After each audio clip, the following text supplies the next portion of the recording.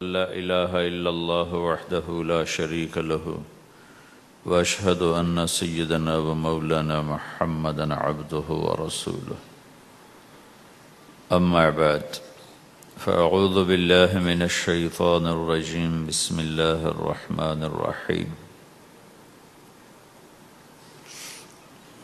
واعتصموا بحبل الله جميعا ولا تفرقوا واذكروا نعمة الله عليكم إذ كنتم أعداء فألف بين قلوبكم فأصبحتم بنعمته إخوانا وقال النبي صلى الله تعالى عليه وسلم المسلم أخو المسلم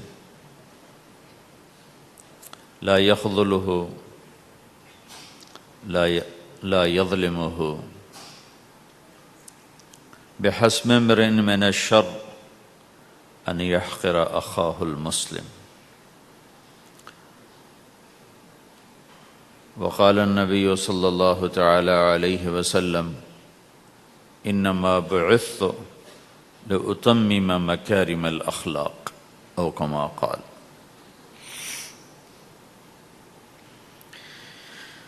اللہ اکبر. میرے محترم بھائی اور دوستو،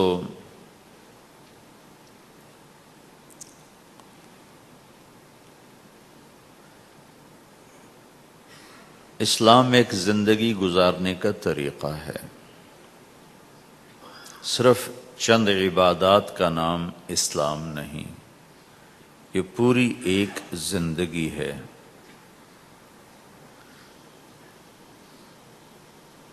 اور اس زندگی کو سکھانے کے لیے، چونکہ انسان پیدائشی طور پہ جاہل پیدا ہوتا ہے، اسے کچھ نہیں آتا، اسے سیکھنا پڑتا ہے. اور جو سیکھتا ہے باہر سے سیکھتا ہے، سیکھا سکھایا نہیں پیدا ہوتا. کسی بچے کو آپ جنگل میں چھوڑ دو اور کوئی اس سے ملے نہیں تو وہ گونگا ہوگا، کچھ نہیں بول سکے گا. لیکن آپ چڑیا کے بچے کو تنہا چھوڑ دو، کوئی چڑیا اس سے ملاقات نہ کرے تو وہ اپنی زبان ہی بولے گا، اپنی زبان میں بولے گا. کوے کو تنہا چھوڑ دو، کوئی کوا اسے ملنے نہ دو تو کوے کی زبان ہی بولے گا. لیکن انسان کو گجراتی کا بچہ پنجابیوں میں چھوڑ دو تو گجراتی بھول جائے گا، پنجابی بولے گا. پنجابیوں کا بچہ گجراتیوں میں چھوڑ دو تو وہ پنجابی نہیں بولے گا، وہ گجراتی بولے گا. اور کوئی بھی نہ اس سے ملے، اسے تنہا چھوڑ دو تو وہ کچھ بھی نہیں بول سکے گا، گونگا ہوگا. تو انسان جو کچھ سیکھتا ہے باہر سے سیکھتا ہے، اور چونکہ امتحان کی جگہ ہے تو باہر دونوں چیزیں موجود ہیں، غلط بھی صحیح بھی. دونوں جنس بازار میں موجود. انسان کے علاوہ جتنی مخلوق ہے ان میں غلط کرنے کا کوئی سسٹم ہی نہیں ہے، وہ غلط کر ہی نہیں سکتے، جو کرتے ہیں ٹھیک کرتے. انسان کے اندر دونوں سسٹم ہیں، فَأَلْهَمَهَا فُجُورَهَا وَتَقْوَاهَا، یہ دونوں نظام لے کے چلتا ہے. اسلام کو سیکھنا پڑتا ہے. اور اسلام کے لیے جو سب سے بڑا سرمایہ ہے، جیسے آپ بازار میں جاتے ہو، دکان کھولتے ہو، پھیری لگاتے ہو، تو اس کے لیے پیسہ چاہیے، ڈالر چاہیے. ڈالر کے بغیر آپ کاروبار نہیں کر سکتے. اسلام کے لیے ایمان چاہیے، ایمان کے بغیر اسلام پہ چلا نہیں جاتا. جانتا ہوگا چل نہیں سکے گا. ایمان وہ طاقت ہے، وہ سرمایہ ہے، وہ کیپٹل ہے جس سے کوئی مرد عورت وہ دین پہ چل سکتا ہے. یہ زیادہ ہوگا تو زیادہ چلے گا، تھوڑا ہوگا تو تھوڑا چلے گا، نہیں ہوگا تو صفر ہوگا، زیرو ہوگا. تبلیغ کا جو یہ کام اللہ تعالیٰ نے ہمیں دیا ہے، یہ ایمان کو سیکھنے کی اور اس کو آگے پہنچانے اور پھیلانے کی محنت ہے۔ ایمان سیکھنے کے لیے فمن شاء اتخذ الی ربہ سبیلا، کوئی ایک طریقہ نہیں ہے، کئی طریقے ہیں۔ اللہ نے سبیل کے اوپر الف لام نہیں لگایا، الف لام ہٹا کر یہ بتایا ہے کہ اللہ تک پہنچنے کے راستے کئی ہیں، محنت کے۔ راستہ تو ایک ہے اسلام، اس پر آنے کی جو محنت ہے اس کے راستے مختلف ہیں۔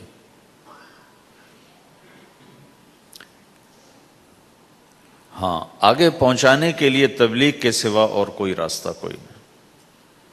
یہاں آ کر تبلیغ منفرد کا کام منفرد ہو جاتا ہے کہ کسی محنت میں گشت کوئی نہیں سوائے تبلیغ، صرف تبلیغ ہے جس میں گشت ہے کہ خود چل کے جاؤ۔ اگر میرے پاس وہ میرے کالج کا لڑکا نہ آتا تو مجھے تو نہیں پتا تھا تبلیغ کیا چیز، نہ دین کا پتہ تھا نہ دنیا کا پتہ تھا۔ تو کوئی چل کے آیا اور اس نے ہاتھ پکڑا، اور دعوت ہے ہی بے طلبوں کے لیے، مدرسہ تو طلب والوں کے لیے، وہاں تو تعلیم ہوتی، تبلیغ نہیں ہوتی۔ خانقاہ تو طلب والوں کے لیے ہے اور دعوت بے طلب لوگوں کے لیے، جو سننا نہیں چاہتے، جو قریب نہیں آنا چاہتے۔ اور ایسا طبقہ کروڑوں اربوں کی تعداد میں موجود، انہیں دین پر لانے کے لیے یا دین کی بات ان کے کان میں ڈالنے کے لیے سوائے گشت کے اور کوئی عمل کوئی نہیں۔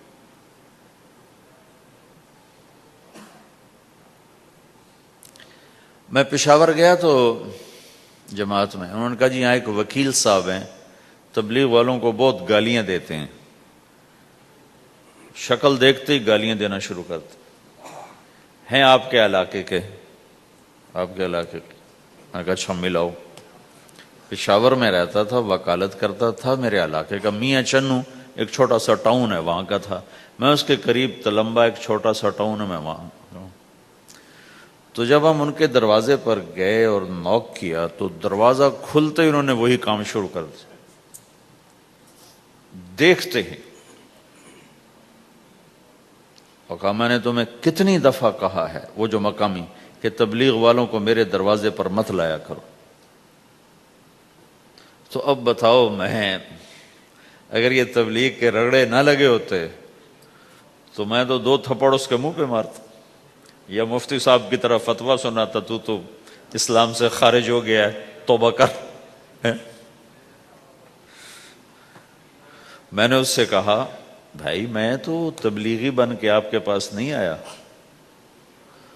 میں تو اس لیے آیا ہوں کہ مجھے پتہ چلا کہ آپ میاں چنو کے ہیں اور میں تو لمبے کا ہوں، تو میں تو اس لیے آپ کو ملنے آیا ہوں۔ تو ایسے ہوا، اچھا آپ تو لمبے کے ہو؟ میں نے کہا تو لمبے کا ہوں۔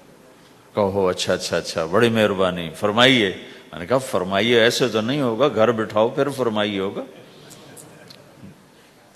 تو اس نے دروازہ کھولا، ہمیں بٹھایا، میں نے کوئی تبلیغ کی بات نہیں کی، چائے وائے پلائی۔ تو میرے والد صاحب اپنے علاقے کے مشہور آدمی تھے، تو جب میں نے اپنا تعارف کرایا تو وہ اور خوش ہو گیا، کہا تو آپ کے باپ کا الیکشن تو میں نے لڑا ہے، ان کے لیے ووٹ مانگنا۔ تو ایسا خوش ہو گیا اور کھل گیا، اور چائے پلائی، بات چیت ہوتی رہی۔ تو اٹھتے ہوئے میں نے کہا فلاں مسجد میں ہماری جماعت آئی ہوئی ہے، میں نے کہا چلو آپ کو بتا دو۔ مغرب کے بیان میں وہ آیا ہوا تھا۔ پھر جتنے دن میں وہاں رہا وہ آتا رہا، میں واپس چلا گیا۔ بیچ میں کئی سال گزر گئے۔ لاہور کیولری گراؤنڈ ایک مشہور جگہ، وہاں میرا بیان تھا۔ جو کرکٹر آئے ہوئے تھے، ان کو ہم نئے سعید انور، انضمام، مشتاق، ان کو ہم قریب کر رہے تھے، اس وقت نئے ان کو قریب کر رہے تھے۔ تو یہ لوگ آئے ہوئے تھے۔ تو بیان کے بعد ان کو لے کر ہم ایک کمرے میں بیٹھے، اس کمرے کی دیوار شیشے کی تھی، تو لوگ اندر آنے کی کوشش کر رہے تھے، تو ان پہرے والے ان کو روک رہے تھے۔ تو اس میں سے ایک آدمی منہ اوپر کر کے میری طرف سے اشارہ کرے، تو میں نے دیکھا تو ایک آدمی کی بڑی داڑھی، اور وہ مجھے ایسے ایسے اشارہ کر رہا ہے، میں نے نہیں پہچانا۔ تھوڑی دیر کے بعد میں نے غور سے دیکھا تو وہ وہی وکیل صاحب پشاور والے۔ تو میں نے کہا بھائی ان کو اندر بلاؤ، اندر بلاؤ۔ وہ اندر آئے تو میں اٹھ کے ملا، کہنے لگے یہ دیکھو یہ تمہارا ایک گشت، میرا وقت بھی لگ چکا ہے، بدنوں کا چلہ لگا ہے یا 3 چلے لگے ہیں۔ تو جو دیکھو نا، آپ میں سے کئی لوگ پھیری لگاتے ہیں، جس کو گجرا پھیری لگاتا ہوں، پھیری۔ میں پہلے سمجھا ہی نہیں، پھیری تو کہتے ہیں چھوٹے جہاز کو جو سمندر میں چلتا ہے، میں سمجھا یہ پھیری لگاتے ہیں، پھیری، اور وہ تو گجراتی میں پھیری کہتے ہیں پھیری کو۔ تو پہلے تو میں چکر کھاتا رہا کہ یہ کیا ہے پھیری، پھیری تو چھوٹے جہاز کو کہتے ہیں، چھوٹا بحری جہاز۔ تو پھر بعد میں کسی نے کہا کہ یہ چل پھر کے سودا بھیجا، اچھا پھیری کو پھیری کہہ رہے ہیں، تم خدا کو خدا کر دیتے ہو، خدا کا شکر۔ ایک تو خدا لفظ ہی میں نے پہلے کہا تھا بولنے کا نہیں ہے، ایک اس کو خدا کو خدا کر دیتے ہو، خدا کی قسم۔ تو تم پھیری لگاتے لگاتے گاہک بنا لیتے ہو، نہیں بناتے ہو؟ پھیری لگاتے لگاتے تم اپنے گاہک بنا لیتے ہو۔ یہی تبلیغ کا کام ہے کہ پھیری لگاؤ، لوگوں کے در کھٹکھٹاؤ، کوئی لے گا کوئی نہیں لے گا۔ جو آپ لوگ پھیری لگاتے ہو تو سارے آپ سے سودا لیتے ہیں؟ نہیں لیتے، کوئی لیتا ہے کوئی نہیں لیتا، لیکن آپ جاتے رہتے ہو، جاتے رہتے ہو، جاتے رہتے ہو، جاتے رہتے ہو، آہستہ آہستہ آپ اپنا اتنا کام کر لیتے ہو کہ آپ کی روٹی چل جاتی۔ تو سارے نبیوں نے پھیرا لگایا، کوئی نبی گھر نہیں بیٹھا کہ میرے پاس کوئی آئے گا تو اسے سکھاؤں گا، ہر نبی نے پھیرا لگایا۔ اور داؤد علیہ السلام نے ایک دفعہ یہ کیا، ایک بڑا عبادت خانہ بنایا اور اس کی دیواریں اونچی کر دی، اتنی اونچی کہ اندر کوئی جا نہ سکے، اور یہ طے کیا کہ ہفتے میں ایک دن میں کسی سے نہیں ملوں گا، صرف اللہ اللہ کروں گا، ہفتے میں ایک دن۔ تو وہ پہلا دن تھا، اندر سے تالا لگا دیا اور خود اندر بیٹھ گئے، اور پہلا دن ہے کہ میں آج کسی سے نہیں ملوں گا۔ تو میرے رب کو یہ بات پسند نہیں آئی کہ نبی کا کام کٹ کے بیٹھنا نہیں ہے، لوگوں میں جانا ہے۔ تو اللہ تعالیٰ نے انسانی شکل میں 2 فرشتے اندر اتار دیے۔ اذ تصوروا المحراب ففزع منهم قال لا تخف خصمان بغى بعضنا على بعض فاحكم بيننا۔ کہا جی حضرت ہمارا جھگڑا ہو گیا ہے، ہم آپ سے فیصلہ کروانے آئے۔ تو داؤد علیہ السلام ڈر گئے کہ دروازہ بند ہے، یہ آئے کہاں سے؟ دیوار اتنی اونچی ہے کہ اس کے اوپر سے چھلانگ لگا کے بھی اندر نہیں آ سکتے، تو یہ کون ہے، آئی کہاں سے؟ دروازے کو دیکھیں تالا لگا ہوا ہے، دیوار کو دیکھیں اتنی اونچی ہے، تو کون چھلانگ لگا کے اندر آئے گا؟ تو ڈر گئے۔ تو کہنے لگے جی آپ ڈرے نہیں، ہمارا جھگڑا ہو گیا۔ کہ کیا جھگڑا ہے؟ کیا جھگڑا ہے؟ کہ ان ھذا اخی لہ 99 نعجہ ولی نعجۃ واحدہ فقال اکفلنیھا وعزنی فی الخطاب۔ یہ میرا بھائی ہے، اس کے پاس 99 بکریاں ہیں، بھیڑیں، 99 بھیڑ ہے، اور میرے پاس ایک ہے۔ یہ مجھے کہتا ہے ایک بھی مجھے دے دے، میری 100 پوری ہو جائے۔ تو آپ بتاؤ یہ غلط کر رہا ہے کہ ٹھیک کر رہا ہے؟ اب یہ فیصلہ تو آپ چھوٹے سے بچے سے بھی کروا سکتے ہو، نہیں؟ یہ تو لطیفہ سا بن گیا، داؤد علیہ السلام کے لیے لطیفہ بن گیا کہ ایک آدمی کہتا ہے جی میرے پاس 99 ہے، تیرے پاس ایک ہے، تو ایک مجھے دے دے، میری 100 ہو جائیں۔ تو داؤد علیہ السلام سوچ میں پڑ گئے یہ چکر کیا ہے۔ تو ایک دم ان کو خیال آیا کہ اوہو، یہ تو میرے رب نے مجھے پیغام بھیجا ہے کہ داؤد تجھے بندوں کو دعوت دینے کے لیے بھیجا ہے، مسلح پر بیٹھنے کے لیے نہیں بھیجا۔ ہاں مسلح پر بیٹھنا ہے، اس کے لیے رات ہے، قم اللیل الا قلیلا نصفہ او انقص منه قلیلا او زد علیہ ورتل القرآن ترتیلا، چل ومن اللیل فتہجد بہ نافلۃ لک عسیٰ ان یبعثک ربک مقاما محمودا، رات ہے آ جاؤ، ان ناشئۃ اللیل ہی اشد وطئا واقوم قیلا، آجا آجا، رات بڑی مزے کی چیز ہے، تو اور میں تنہا، فَإِذَا فَرَغْتَ فَانصَبْ وَإِلَىٰ رَبِّكَ فَارْغَب، آ جاؤ، تتجافى جنوبهم عن المضاجع يدعون ربهم خوفا وطمعا ومما رزقناهم ينفقون، رات تیری میری، دن میرے بندوں کے لیے، نہیں بیٹھ سکتا، تسبیح پکڑ کے نہیں بیٹھ سکتے ہو۔ تو اس پر داؤد علیہ السلام سجدے میں گرے، آیت سجدہ ہے اس لیے میں نہیں پڑھتا ہوں، سجدے میں گرے اور کہا یا اللہ معافی کر، یا اللہ معاف کر دے، یا اللہ معاف کر دے، میں نے دروازے بند کر لیے، حالانکہ یہ میرے منصب کے خلاف تھا، اس پر اللہ سے معافی مانگی۔ تو چل کے جانا نبیوں کی صفت ہے، یہی ہماری صفت ہے۔ اس امت کو یہ کام دیا گیا کہ یہ اوروں کے پاس جا کے اپنا سودا پیش کر، اپنوں کو بھی سنبھالے اور غیروں تک بھی پہنچے۔ نہیں سنتے پھر جاؤ، نہیں سنتے پھر جاؤ، کیونکہ دلوں کا پھیرنا اللہ کے ہاتھ میں ہے، تیرے ذمہ آواز لگانا ہے۔ اللہ تعالیٰ نے تقسیم کر دی، قم اللیل الا قلیلا، رات اللہ کے پاس آ جا،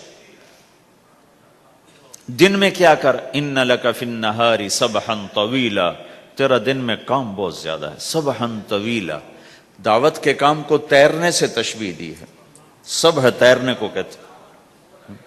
اللہ کے نبی کا ایک گھوڑا تھا جس کا نام تھا سبحہ، میں نے بتایا تھا پہلے دن، وہ اتنا تیز چلتا تھا جیسے تیر رہی ہو، اس لیے اللہ کے نبی نے خود اس کا نام سبحہ رکھا تھا، تیرنے والا۔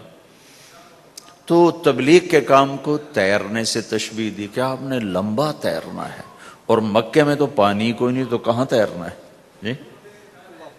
سارے مکے میں پانی کا قطرہ کوئی نہیں زمزم کے کنویں کے سوا، تو تیرنا کہاں ہے؟ یہ اس دعوت کے کام کی بڑی خوبصورت تصویر ہے، سبحا طویلا۔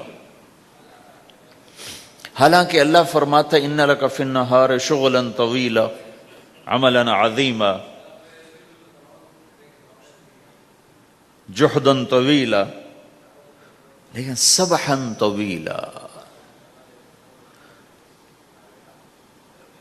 جو آدمی چل رہا ہوتا ہے اگر وہ بیٹھ جائے تو کوئی نقصان تو کوئی نہیں، گاڑی چلا رہا ہے کہیں گاڑی روک لے تو کوئی نقصان تو کوئی نہیں، تھوڑی دیر سے پہنچ جائے گا۔ کہیں گاڑی کھڑی کر کے کافی پینے لگ گیا تو کوئی مسئلہ تو کوئی نہیں ہے، آدھا گھنٹہ دیر سے گھر پہنچ جائے گا۔ تیرنے والا پانی میں اتر گیا، اب یہ رک سکتا ہے؟ کیوں بھائی؟ اگر یہ کافی پینے کا ارادہ کرے تو کہاں جائے گا؟ تو مچھلی کے پیٹ میں جائے گا۔ پانی میں اترنے کے بعد اختیار ختم ہے، اب تیرنا ہے۔ کہاں تک؟ دوسرا کنارہ جب تک ہاتھ میں نہیں آتا تیرنا ہے، سبحا طویلا، جب تک آخرت کا کنارہ ہاتھ میں نہیں آتا۔ اے میرے نبی تجھے دعوت کا کام کرتے ہی رہنا ہے، کرتے ہی رہنا ہے، کرتے ہی رہنا ہے، تیری چھٹی کوئی نہیں۔ سبحن میں یہ اشارہ تھا کہ چھٹی کوئی نہیں، یہ موت تک کا کام ہے۔ وَاعْبُدْ رَبَّكَ حَتَّى يَأْتِيَكَ الْيَقِينُ۔ ہائے ہائے، جب یہ آیت اتری یا ایھا المدثر قم فانذر وربک فکبر، اے میرے محبوب اٹھ جا، اٹھ جا، میرا پیغام سنا، تو لیٹا ہوا ہے۔ تو اس پر آپ نے کہا خدیجہ انقطع ایام النوم والراحہ، میرے آرام کے دن چلے گئے، میرے سونے کے دن چلے گئے، میرے رب نے مجھے کہا ہے اٹھ جا اور میرا پیغام سنا۔ تو اس وقت تو کوئی جاننے والا نہیں تھا، تو پہلے آپ چپ کے بات فرما رہے تھے، پھر اللہ نے کہا کھل کے کہہ، تو پھر آپ نے کہا میں خدیجہ میں کس کو کہوں، میری کون سنے گا، من ادعو من یستجیب۔ تو حضرت خدیجہ نے عرض کی یا رسول اللہ آپ دعوت دینے میں پہل کریں، میں لبیک کہنے میں پہل کرتی ہوں۔ تو بھائیو دعوت ہمارا سرمایہ ہے، دعوت سے ایمان بنتا ہے، ایمان سے عمل بنتا ہے۔ تو اگر آپ اس دعوت میں حرکت کرتے رہو گے، ان لک فی النہار سبحا طویلا، کل میں نے اس پر تھوڑی تفصیل سے بات کر دی تھی، آج میں اس سے اگلی بات کرنا چاہتا ہوں، لیکن اس کو بار بار سننا اس لیے ضروری ہے کہ آدمی بڑی جلدی بھول جاتا ہے، اور نفع سامنے نہ ہو تو اس کے لیے قدم اٹھانا، مال لگانا مشکل ہو جاتا ہے۔ آپ پھیری بھی تو لگاتے ہو، تو شام کو پیسہ ہاتھ میں آتا ہے تو تھکاوٹ چلی جاتی۔ میں نے ایک شخص سے کہا تھوڑا تبلیغ میں وقت دے دو بھائی، کہا جی مجھے گولیاں لگی تھیں تو اس کے بعد میرے بدن میں درد ہوتا ہے تو میں ٹائم نہیں دے سکتا، لیکن میں اسے دیکھتا تھا وہ صبح سے شام تک اپنے دکان پہ کھڑا ہوتا تھا، کھڑا ہو کے کام کرتا تھا۔ تو ایک دن میں نے اس سے پوچھا یہ تو دکان پہ کھڑا ہوتا ہے، اس کا درد تمہیں نہیں ہوتا؟ تبلیغ میں تو اتنی مشقت نہیں ہے۔ وہ کہنے لگا جی روز درد بہت ہوتا ہے، لیکن میں جب شام کو پیسے گنتا ہوں تو سارا درد چلا جاتا ہے، سارا درد چلا جاتا ہے۔ تو اب آپ تبلیغ میں 3 دن کے لیے گئے تو کچھ لگا کے آتے ہو، ہاتھ میں تو کچھ بھی نہیں ہوتا، اور چلے کے لیے جاؤ تو کچھ لگتا ہے، ہاتھ میں تو کچھ بھی نہیں آتا۔ 4 مہینے کے لیے جاؤ تو کچھ لگتا ہے، ہاتھ میں تو کچھ بھی نہیں آتا۔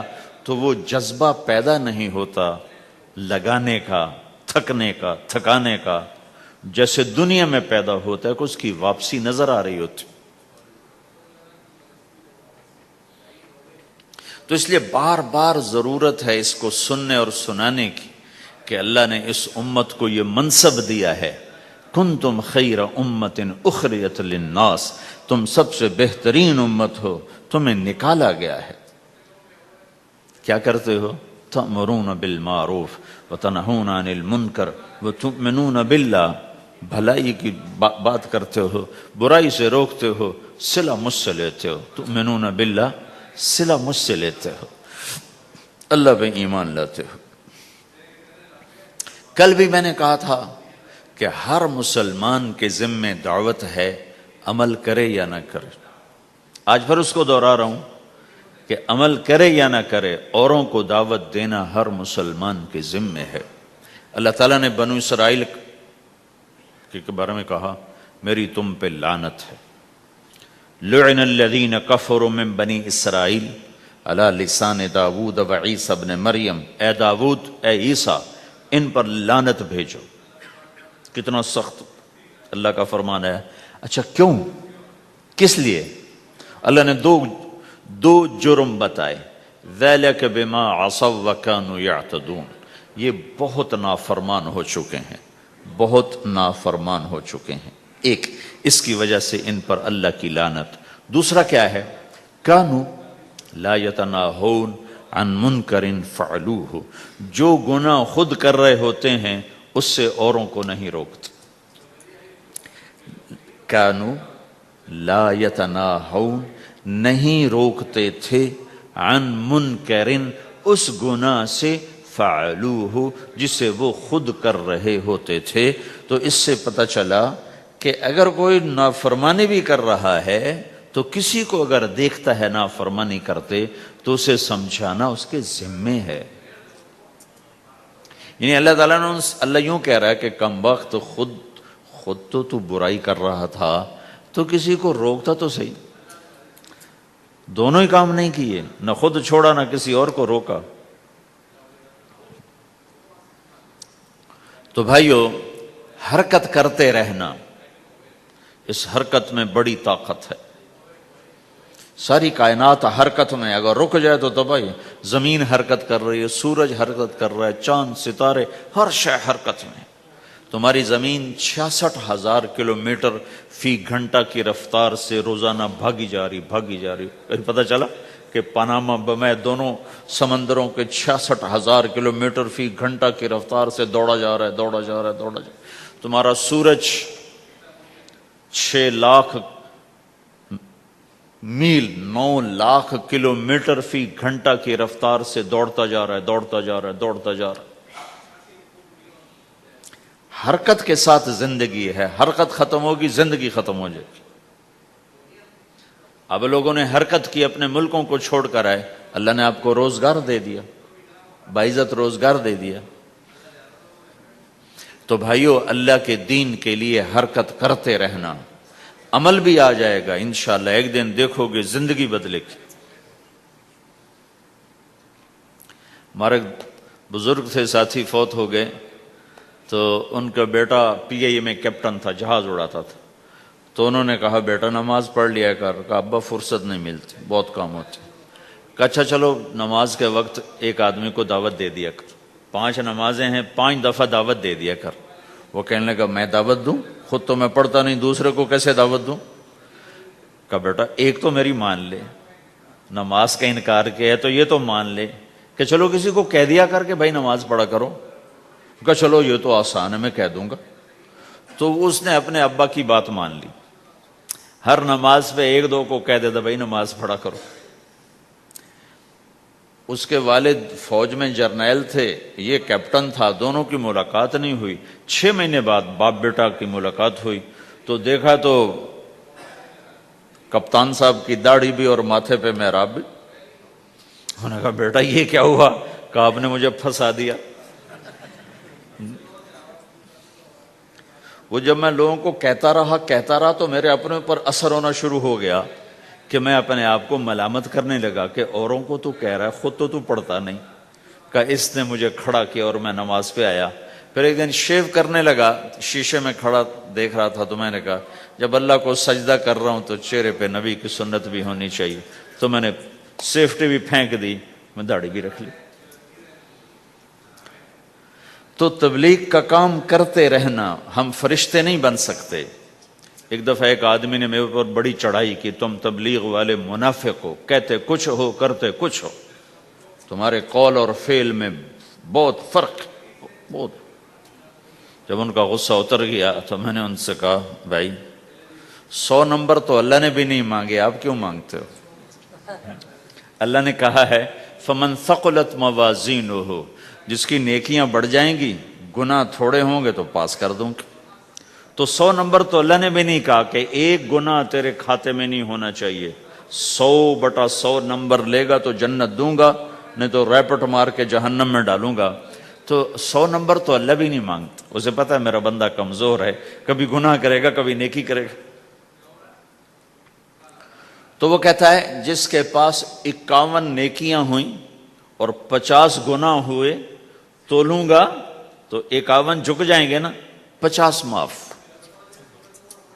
مثال دے رہا ہوں میں، ہمارے علاقے میں ایک زمیندار تھے، وہ ذکر بھی بہت کرتے تھے، گالیاں بھی بہت دیتے، ادھر سبحان اللہ او تیرے فلانے، الحمدللہ کے ساتھ ایک پھکڑ تولتے تھے، ساری زندگی وہ ایسا ہی کرتے رہے۔ جب وہ فوت ہو گئے تو کسی نے ان کو دیکھا تو انہوں نے پوچھا کہ میاں صاحب آپ کے ساتھ کیا ہوا؟ آپ تو گالیاں بہت دیتے تھے۔ خود ہی انہیں یہ پوچھ رہے آپ تو گالیاں بہت دیتے تھے، تو آپ کے ساتھ کیا ہوا؟ کہ اللہ تعالیٰ نے میرے ذکر اور میری گالیوں کو تولا تو میرا ذکر بڑھ گیا تو میری بخشش ہو گئی۔ اللہ نے بھی کاؤنٹنگ رکھی ہے، پرفیکشن مانگی ہی نہیں۔ اگر اللہ پرفیکشن مانگتا تو پھر آپ کہتے تم کرتے کچھ ہو کہتے کچھ ہو۔ اگر میں کہتا صحیح ہوں تو ایک نیکی تو کر رہا ہوں، اور کرتا نہیں ہوں تو ایک گناہ کر رہا ہوں۔ کیا پتا میرا رب میرے کہنے کے طفیل میرے نہ کرنے کو معاف کر دے۔ بس ایک صورت میں ہے کام خطرناک کہ اگر میں اس کہنے سننے کو اپنی دنیا بنانے کا ذریعہ بنا لوں پھر خطرناک ہے۔ أَتَأْمُرُونَ النَّاسَ بِالْبِرِّ وَتَنْسَوْنَ أَنفُسَكُمْ وَأَنْتُمْ تُتْلُونَ الْكِتَابَ، وہ یہ آیت ہے۔ لیکن اگر میرے اندر اخلاص ہے تو پھر میں انسان ہوں، کبھی اچھا کروں گا کبھی برا کروں گا، لیکن میرے ذمہ صدا لگانا ہے۔ تو بھائیو اس تبلیغ کے کام کو کرتے رہنا، کرتے رہنا، اس سے ایمان بنتا ہے، ایمان سے دین وجود میں آتا ہے۔ دین کے 2 حصے ہیں، ایک عبادات ہے جس میں نماز سب سے اہم ہے، پھیری پہ ہو گھر پہ ہو نماز نہ چھوڑو۔ رمضان کے روزے ہیں، اللہ پھر رزق زیادہ دے دے، حج کرو، زکوٰۃ دو، لیکن عبادات بڑی محدود ہیں اور اس میں کثرت اللہ نے مطالبہ بھی نہیں کیا، بلکہ اللہ تعالیٰ نے اس میں اعتدال ہی کو پسند فرمایا ہے۔ اللہ تعالیٰ نے ہمارے نبی لمبی لمبی نمازیں پڑھتے تھے تو اللہ تعالیٰ نے روک دیا کہ ما انزلنا علیک القرآن لتشقی، میرے نبی میں نے تمہیں قرآن اس لیے نہیں دیا کہ تو لمبی لمبی نمازیں پڑھ کے تھکتا رہے، درمیان نہ چل۔ اللہ کے نبی نے تبلیغ میں زیادہ زور دکھایا تو اللہ نے اس پر بھی کہا فلا تذهب نفسك علیہم حسرات، اتنا غم نہ کیا کر کے تو خود ہی ہلاک ہو جائے، نہیں ایسا نہ کر۔ تو عبادات محدود ہیں اور اس میں اعتدال مطلوب ہے۔ سارا دن مصلی پہ بیٹھنا یہ اللہ نہیں دیکھنا چاہتا، اللہ یہ دیکھنا چاہتا ہے کہ تو باہر جا تاکہ میں دیکھوں کہ اب تو کیا کرتا ہے۔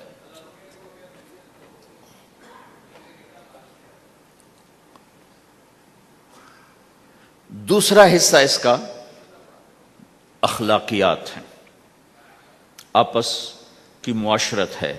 دین جو اثر انداز ہوتا ہے وہ معاشرت سے اثر انداز ہوتا ہے، عبادت سے نہیں، عبادات سے نہیں۔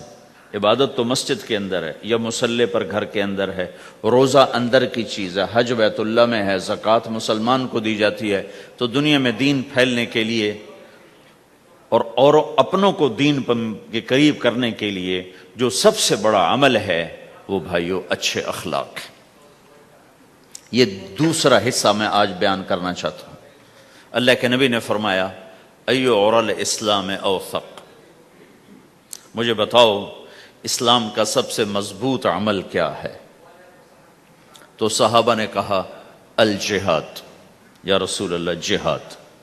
اسلام کا سب سے مضبوط عمل کیا ہے؟ صحابہ نے کہا جہاد۔ تو آپ نے کہا وحسن وما هو به، ہاں جہاد بہت اچھا عمل ہے لیکن سب سے بڑا عمل نہیں ہے، سب سے مضبوط عمل نہیں ہے۔ ان کا جی الصلاۃ، نماز۔ تو ہم نے کہا ہاں وحسنۃ وما هي بها، نماز بھی بہت اچھی چیز ہے لیکن وہ نہیں جو میں پوچھ رہا ہوں، سب سے اعلیٰ، سب سے اوپر، سب سے مضبوط نہیں۔ پھر انہوں نے کہا جی الحج، حج۔ تو آپ نے کہا حج بھی بہت اچھا عمل ہے لیکن وہ نہیں جو میں نے پوچھا ہے۔ پھر صحابہ نے کہا جی روزہ، آپ کا روزہ بھی بہت اچھا ہے لیکن وہ نہیں جو میں نے پوچھا ہے۔ تو پھر صحابہ نے کہا یا رسول اللہ پھر آپ ہی بتائیں، ہمیں تو نہیں پتا۔ تو ہمارے نبی عبادات سے اوپر لا رہے ہیں، اپنے ساتھیوں کو عبادات پہ قائم کر دیا۔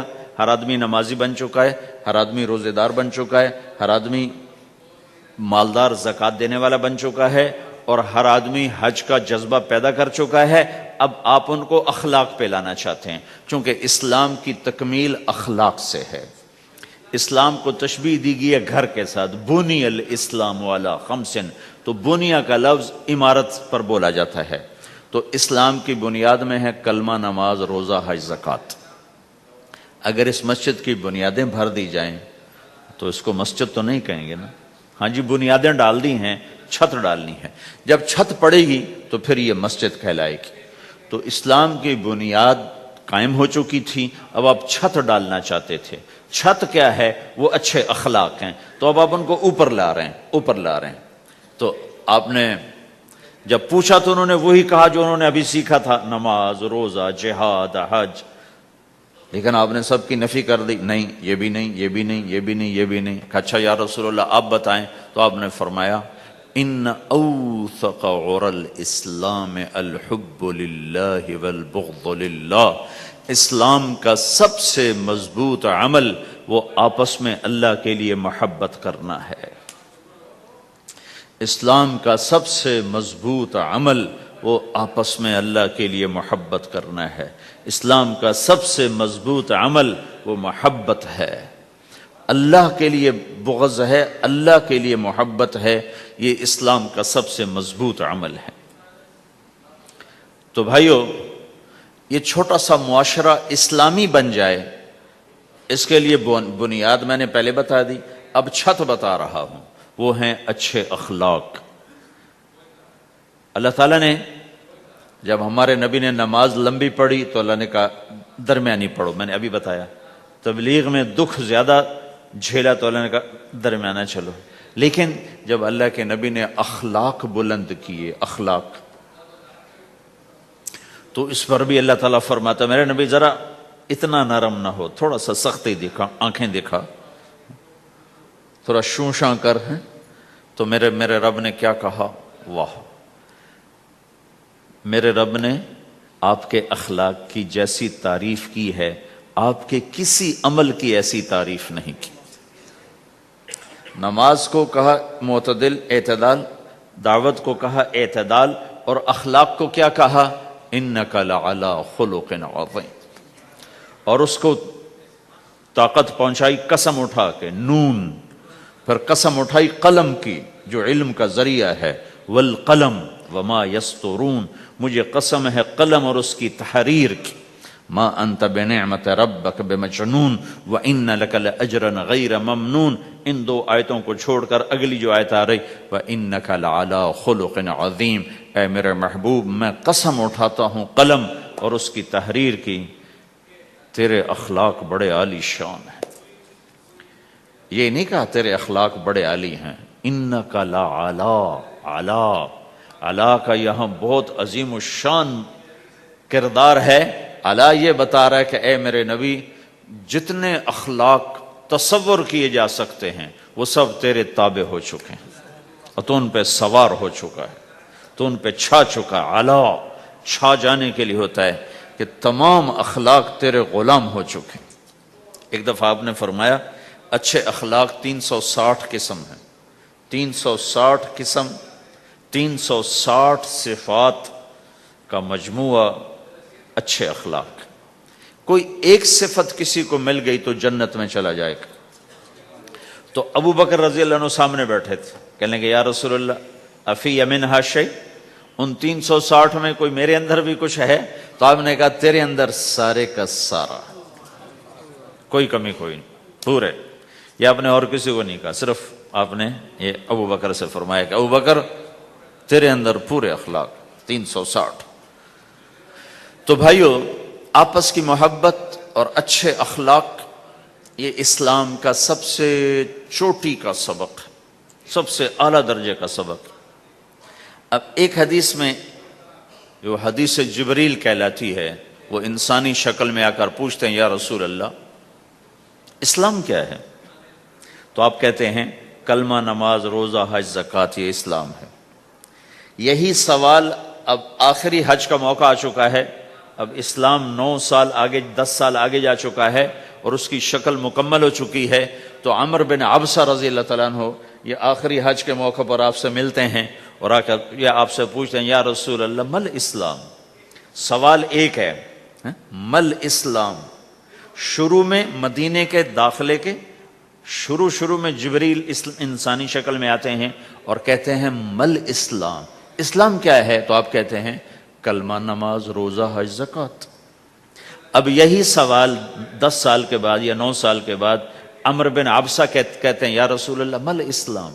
اسلام کیا ہے؟ تو اب جواب سنو، آپ نے فرمایا اطعام الطعام وطیب الکلام، میٹھا بول بولنا اور کھانا کھلانا۔ کسی سے میٹھا بول بولنا کتنا عظیم ہے میرے نبی کی، میرے اللہ کی بارگاہ میں، کہ آپ نے فرمایا ابتسامک فی وجہ اخیک صدقہ، تو اگر کسی مسلمان کو ہنس کے مل لے تو یہ بھی تیرے لیے صدقے کا ثواب ہے، صدقہ لکھا جائے گا۔ جبریل کہتے ہیں یا رسول اللہ مل ایمان؟ ایمان کیا ہے؟ تو آپ فرماتے ہیں اللہ کو ماننا، فرشتوں کو ماننا، نبیوں کو ماننا، کتابوں کو ماننا، تقدیر کو ماننا، موت کے بعد کی زندگی کا اقرار کرنا۔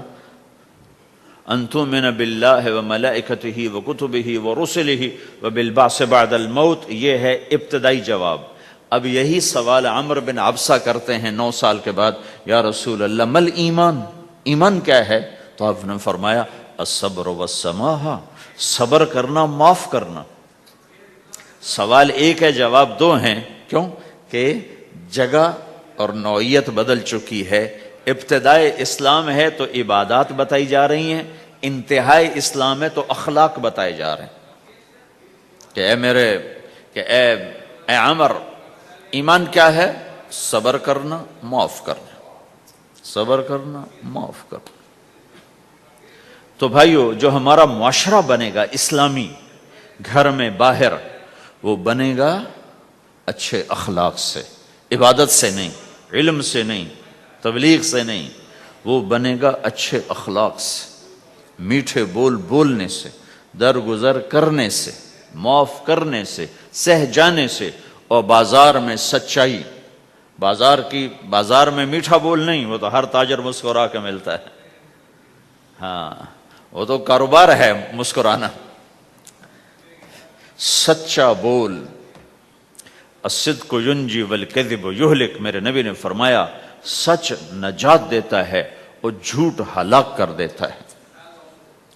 تو بازار کے اخلاق ہیں صحیح بولنا، صحیح تولنا، دھوکہ نہ دینا۔ میرے نبی سے پوچھا گیا یا رسول اللہ، مسلمان بزدل ہو سکتا ہے، ڈرپوک؟ آپ نے کہا ہو سکتا ہے۔ کہ یا رسول اللہ، مسلمان بخیل ہو سکتا ہے، بخیل کنجوس؟ آپ نے کہا ہو سکتا ہے۔ کہ یا رسول اللہ، مسلمان جھوٹ بول سکتا ہے؟ آپ نے کہا جھوٹ نہیں بول سکتا۔ آپ نے فرمایا میں اپنے امت میں ہر عیب کی توقع رکھتا ہوں کہ میرا امتی ہر گناہ کر سکتا ہے لیکن دو کام نہیں کر سکے گا اگر وہ میرا امتی ہے، ایک جھوٹ کبھی نہیں بولے گا، ایک دھوکہ کبھی نہیں دے گا۔ اور یہ دونوں کام ہمارے پورے عروج پر ہیں۔ تو مسلمان دھوکہ نہیں دیتا کسی کو، مسلمان جھوٹ نہیں بولتا۔ تو اللہ کے نبی نے یہ نہیں فرمایا جو نماز نہیں پڑھتا وہ مجھ سے نہیں ہے، میری امت میں سے نہیں، جو روزہ نہیں رکھتا میری امت میں سے نہیں ہے، زکوٰۃ نہیں دیتا میری امت میں سے، یہ نہیں کہا۔ آپ نے کہا من غش فلیس منا، جس نے کسی کو دھوکہ دیا وہ میری امت میں سے نہیں، میری امت سے خارج۔ تو آپ کی تجارت پاناما میں ایسی تجارتوں کو وہ اسلام کا بولتا ثبوت بن جائے۔ آپ کی جاب ہے تو ایسی ہو کہ اسلام کی پورا انڈونیشیا جو مسلمان ہوا ہے، مسلمان تاجروں کی تجارت سے مسلمان ہو۔ ملائیشیا، انڈونیشیا، فلپائن، ان علاقوں میں جتنا اسلام پھیلا ہے یہ تاجروں کی محنت سے پھیلا ہے۔ کہاں کے تاجر؟ یمن کے عرب تاجر، ان کے عالی اخلاق، ان کا سچا بول، ان کا صحیح ترازو، اس نے لوگوں کے قلوب کو پھیر دیا کہ یہ پیسے کے غلام نہیں ہیں۔ تو ہماری تجارت اس لیے نہیں کہ ہم پیسہ بنائیں، ہماری تجارت اس لیے کہ ہم تجارت میں اللہ کے احکام زندہ کریں، جس میں سب سے بڑا حکم سچ بولنا ہے اور دھوکے سے بچنا ہے، اور غلط کاروبار سے، غلط کام سے بچنا ہے۔ صرف ہم پیسہ نہیں کماتے، ہم اللہ کا امر دیکھتے ہیں کہ اگر میرے اللہ کے حکم کے مطابق ہے تو ٹھیک، اگر اس کے مطابق ہم چھوڑ دیں تو بھائیو اپنی پہچان کرواؤ سچائی کے ساتھ، دیانت کے ساتھ، دھوکے سے بچتے ہوئے۔ ایک تاجر مجھے بڑے فخر سے بتا رہا، فیصل آباد کی بات، کہ جی میں صبح صبح قرآن پڑھ رہا تھا دکان پہ بیٹھا ہوا، کپڑے کا تاجر، تو ایک گاہک آ گیا، کہا جی آپ قرآن پڑھ رہے ہو، بھلے آدمی لگتے ہو، تو میں نے بیٹی کے جہیز کے لیے کپڑا خریدنا ہے، تو میں نے کہا آپ سے خرید لیتا ہوں۔ تو وہ پھر ہنس کے کہنا جی میں نے 16 روپے میٹر والا کپڑا 48 روپے میٹر میں بیچ دیا۔ میں نے کہا واہ بھائی واہ، قرآن کی قیمت بڑی تھوڑی لگائی تو۔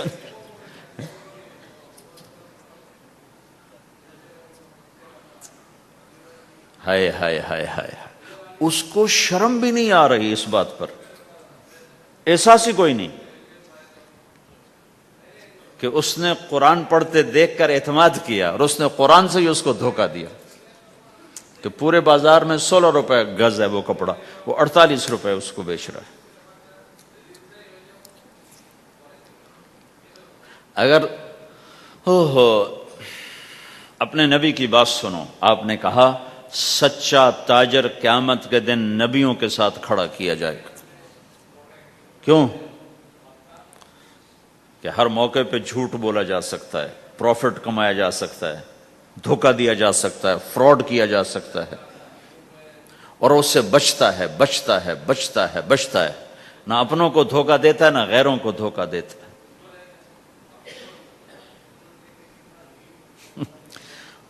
جب انگریز کا دور تھا تو وہ ایک دلی میں ایک جیب کترا تھا، جیب کاٹنے والا، تو وہ یہ سکھایا کرتا تھا لڑکوں کو، پھر ان کو بھیجتا تھا، تو اس کا ایک چیلا شام کو صرف 2 روپے لے کر آیا، 2 روپے لے کر، تو اس نے کہا بے وقوف، آج سارے دن کی کمائی 2 روپے؟ کہا استاد آج بہت بڑا مال مارا تھا، لیکن میں نے دیکھا تو وہ ایک گورا تھا، انگریز تھا، تو مجھے خیال آیا اگر قیامت کا دن عیسیٰ علیہ السلام نے میرے نبی کو گلہ دے دیا کہ تیرے امتی نے میرے امتی کی جیب کاٹی تھی، تو میں اپنے نبی کو کیا جواب دوں گا؟ تو میں نے جا کر اس کو واپس کر دیا، ابھی اپنے کے کھسکا کے لایا ہوں 2 روپے۔ تو پچھلے زمانے کے تو چور بھی ایسے خوددار ہوتے تھے، اب تو نمازی ایسے غیرت کہاں پھینک کے آ گئے ہیں، ماتھے پہ محراب ہوتا ہے اور دھوکے میں سب سے اول ہوتے۔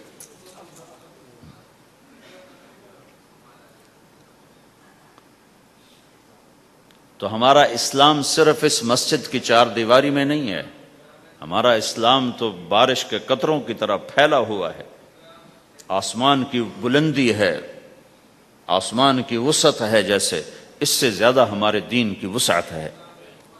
تو آپ کسی دفتر میں ہو یا اپنے کاروبار میں ہو، تو اس میں بھی اللہ کے نبی نے آپ کو طریقہ بتایا ہے۔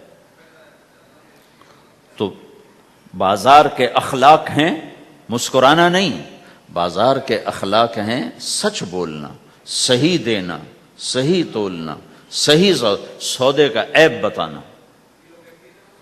عبد الرحمن بن عوف رضی اللہ تعالیٰ عنہ کے بارے میں، وہ پہلے 10 صحابہ میں آتے ہیں، پہلے 10 صحابہ۔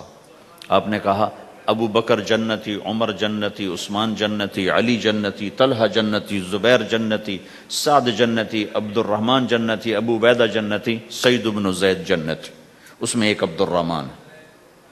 جب ان کا انتقال ہوا تو انہوں نے 3 ارب 10 کروڑ 20 لاکھ دینار چھوڑے ترکہ۔ ہمیں تو بڑا بیوقوف بنایا گیا ہے، کاغذ کو کرنسی بنا کے دے دیا۔ کاغذ، کرنسی تو سونا ہوتا ہے جی، کرنسی تو سونے اور چاندی کو کہتے ہیں، کاغذ کے ٹکڑے کو تو کرنسی نہیں کہتے۔ اور اب کرنسی بھی لے کر وہ کارڈ پکڑا دیے، جیب بھی خالی، اب کرنسی بھی کاغذ بھی کوئی نہیں، خالی کارڈ۔ اس کو کیا کہتے ہیں کارڈ کو؟ Credit card, credit card. وہ ساری دنیا کو بیوقوف بنائے ہوئے، یا تو کاغذ پکڑائے ہوئے ہیں یا کارڈ کاغذ بھی اب واپس لے لیا، اب کارڈ پکڑا دیا۔ اور عبد الرحمن بن عوف نے جو پیسے چھوڑے وہ کاغذ نہیں تھے، کاغذ کی کیا حیثیت، پاکستان میں روز چھپ رہے ہیں، کاغذ کی کیا حیثیت۔ 3 ارب 10 کروڑ 20 لاکھ دینار سونے کے، اور ایک سکہ دینار اس وقت 4.5 ماشے کا ہوتا تھا۔ اب اس کو ملٹیپلائی کرو اور پورا پاناما خرید لیں وہ اس پیسوں سے۔ اور وہ ٹاپ لسٹ کے 10 10 صحابہ میں سے ایک۔ وہ فرماتے تھے میری تجارت کا یہ اصول رہا کہ میں نے کبھی ادھار نہیں خریدا، نہ کبھی ادھار بیچا، نہ کبھی ادھار خریدا۔ جو خریدے بھی ادھار اور بیچے بھی ادھار، اسے نیند کہاں آئے گی؟ دینے والے دیتے نہیں، لینے والے سر پہ کھڑے ہوتے۔ انہیں نہ بیوی اچھی لگتی نہ بچے اچھے لگتے، وہ گھر میں بیٹھ کے بھی گھر میں نہیں ہوتے۔ تو آپ نے فرمایا نہ میں نے کبھی ادھار خریدا نہ کبھی ادھار بیچا، نقد خریدا نقد بیچا۔ دوسرا میرا اصول یہ رہا کہ میں نے کبھی سٹاک نہیں کیا، جب مجھے پروفٹ ملا میں نے فوراً بیچ دیا، انتظار نہیں کیا ایک ہفتے بعد بیچوں گا، ریٹ بڑھ جائے گا۔ جس دن مجھے پروفٹ ملا، ایک پیسہ بھی ملا تو میں نے فوراً بیچ دیا۔ تیسرا اصول یہ تھا کہ میرے سودے میں کوئی کمی یا عیب ہوتا تو میں اسے چھپاتا نہیں تھا، ظاہر کرتا تھا، اس میں یہ کمی ہے بھائی، لینا تو لے لو، نہیں لینا تو چھوڑ دو۔ تو ہماری تو تجارت بھی جنت کا راستہ ہے۔ مدینے کے لوگ ذمہ دارا کرتے تھے، مکہ کے لوگ تجارت کرتے تھے، ان کی زراعت اور تجارت دین کے پھیلنے کا ذریعہ بن گئے۔ عبد الرحمن بن عوف رضی اللہ عنہ کا مال اللہ کے دین کے کام آیا، عثمان رضی اللہ عنہ کا مال اللہ کے دین کے کام آیا۔ جنگ تبوک میں 10,000 آدمیوں کا سامان حضرت عثمان اکیلے نے دیا۔ 30,000 کا لشکر تھا تو 1/3 10,000 کا سارا سامان عثمان رضی اللہ عنہ نے اپنے گھر سے دیا۔ اور وہ پیسے دینار لا کے پیش کیے نا، تو اللہ کے نبی وہ دینار لے کر یوں کر رہے تھے، ایسے ایسے، اور کر رہے تھے ما علی عثمان اللہ یعمل بعد عثمان، آج کے بعد تو کچھ نہ کر، جنت واجب ہو گئی تیرے پہ۔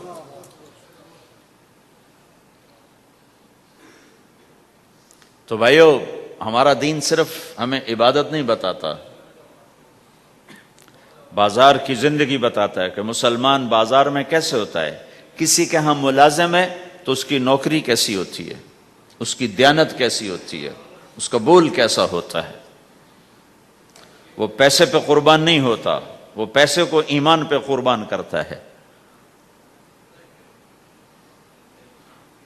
تو آپ کی تجارت بھی دین کے پھیلنے کا ذریعہ بنے گی۔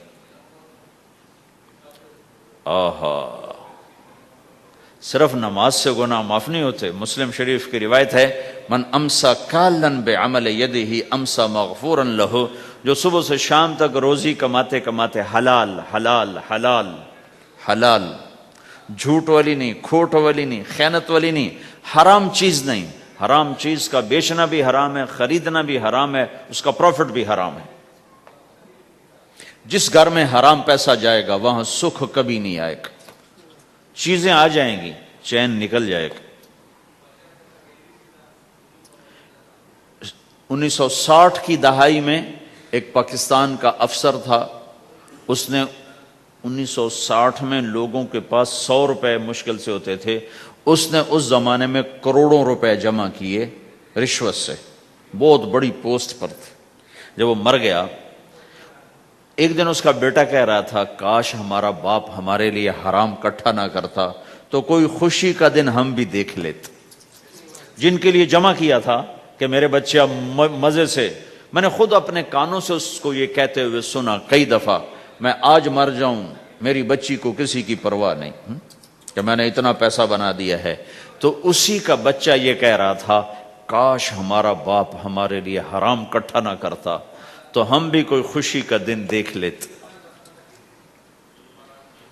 تو اللہ کے نبی نے فرمایا، من امسا کالن بعمل یدہ امسا مغفور لہ، جو صبح سے شام تک حلال کمانے میں تھکتا ہے اور تھک کے واپس آتا ہے تو اس کے اس دن کے سارے گناہ اللہ معاف فرما دیتے۔ تو ہمارا بازار بھی دین ہے بھائی، پھر ہمارا گھر بھی دین ہے، گھر کی زندگی دین ہے۔ میرے نبی نے گھر کی زندگی سمجھائی۔ آپ اپنے گھر میں جھاڑو دے رہے ہیں، قاب قوسین کا ٹائٹل لے کر، مقام محمود کا ٹائٹل لے کر، ختم نبوت کا تاج سر پہ سجا کر، نبیوں کی سرداری کا صحرا باندھ کر آپ گھر میں جھاڑو دے رہے ہیں، اپنے کپڑے خود دھو رہے ہیں۔ 9 بیویاں ہیں، 9 اپنے کپڑے خود دھو رہے ہیں۔ کوئی پھٹ گیا ہے خود سی رہے ہیں، جوتا پھٹ گیا خود ٹھیک کر رہے ہیں۔ حضرت عائشہ رضی اللہ عنہا کو آٹا گوندنا نہیں آتا تھا، چھوٹی عمر تھی نا، تو ان کو آٹا گوند کے دیتے تھے۔ جب تک ان کو آٹا گوندنا نہیں آیا ان کو آٹا گوند کے دیتے تھے۔ ہمیں تو گھر کی زندگی بھی سمجھائی گئی ہے، اور ہمیں بتایا گیا کہ تو اب اپنی بیوی کے منہ میں لقمہ ڈالتا ہے تو یہ بھی تیرے لیے صدقہ ہے. سب سے بہترین صدقہ وہ ہے جو تم اپنے بچوں پر خرچ کرو. پھر دنیا دکھوں کا گھر ہے تو میں قربان جاؤں اپنے نبی پر. آگے آنے والے سارے زمانوں کو دیکھ کر بیان فرما گئے، بتا گئے. اور نے فرمایا مجھے بتاؤ جہاد میں خرچ کرنے سے بھی بہتر خرچ کون سا ہے؟ جہاد میں خرچ کرنا تو سب سے بہتر شمار ہوتا ہے. آپ نے کہا مجھے بتاؤ جہاد میں خرچ کرنے سے بھی بہتر کون سا خرچ ہے؟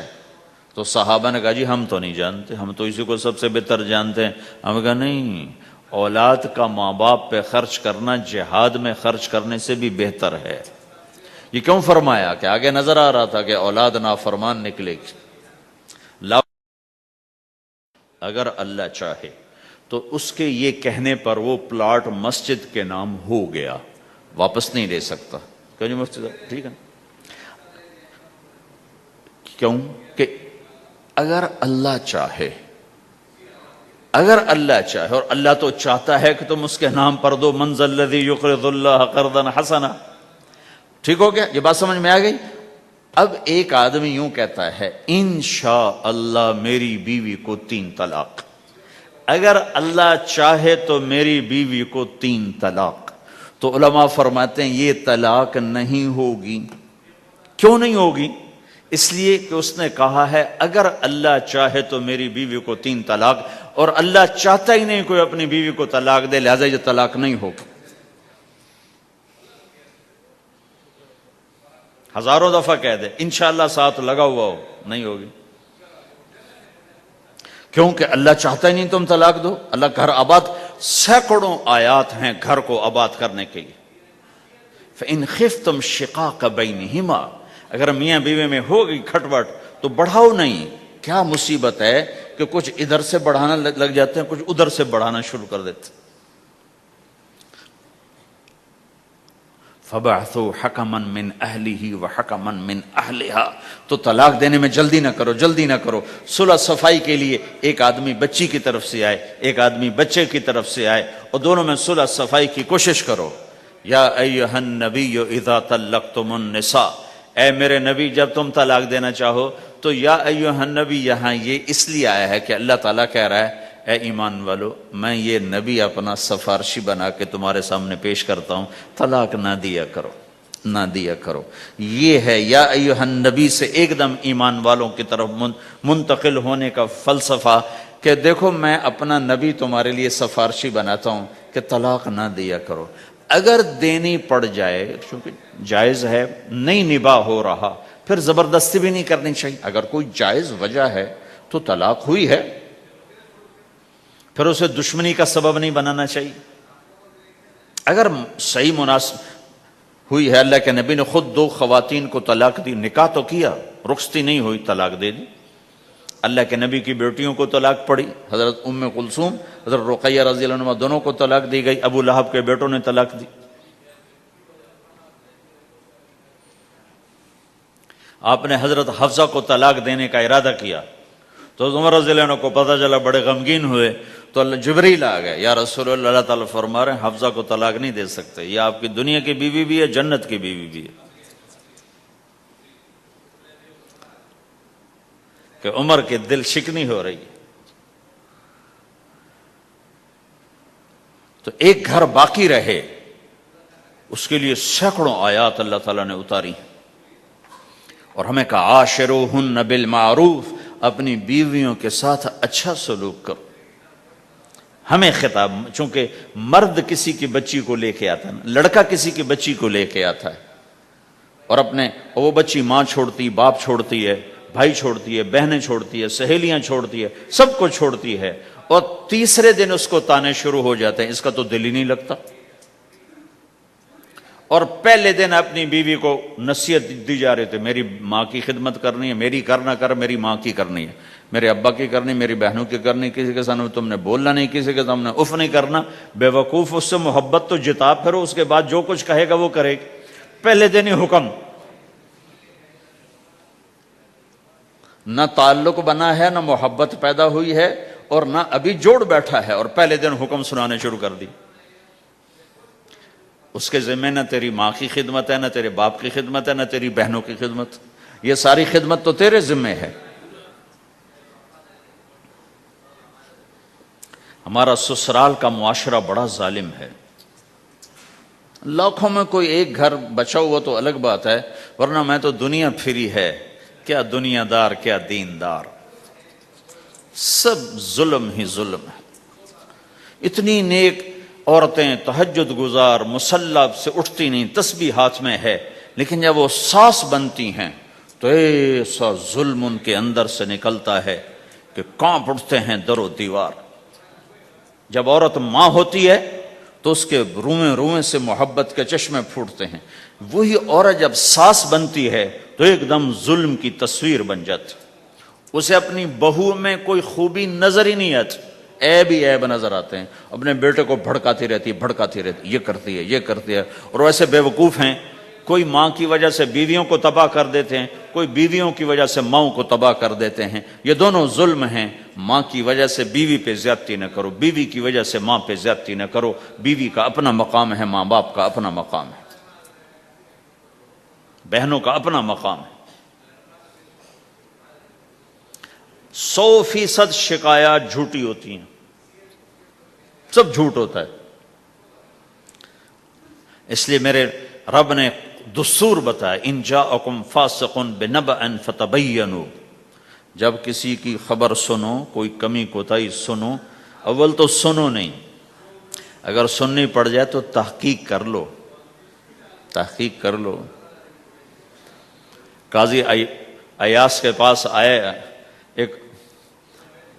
ایک شخص آیا روتا ہوا، ہائے مر گیا، ہائے مر گیا، تو ان کے ساتھ ایک آدمی بیٹھے تھے، کہنے لگے حضرت اس کا قضیہ جلدی سے سن لیں، بیچارہ بڑا مظلوم لگتا ہے۔ کہنے لگے چپ کر، یوسف علیہ السلام کے بھائی بھی رات کو روتے ہوئے باپ کے پاس آئے تھے، ہر رونے والا مظلوم نہیں ہوتا، ہر رونے والا مظلوم نہیں ہوتا۔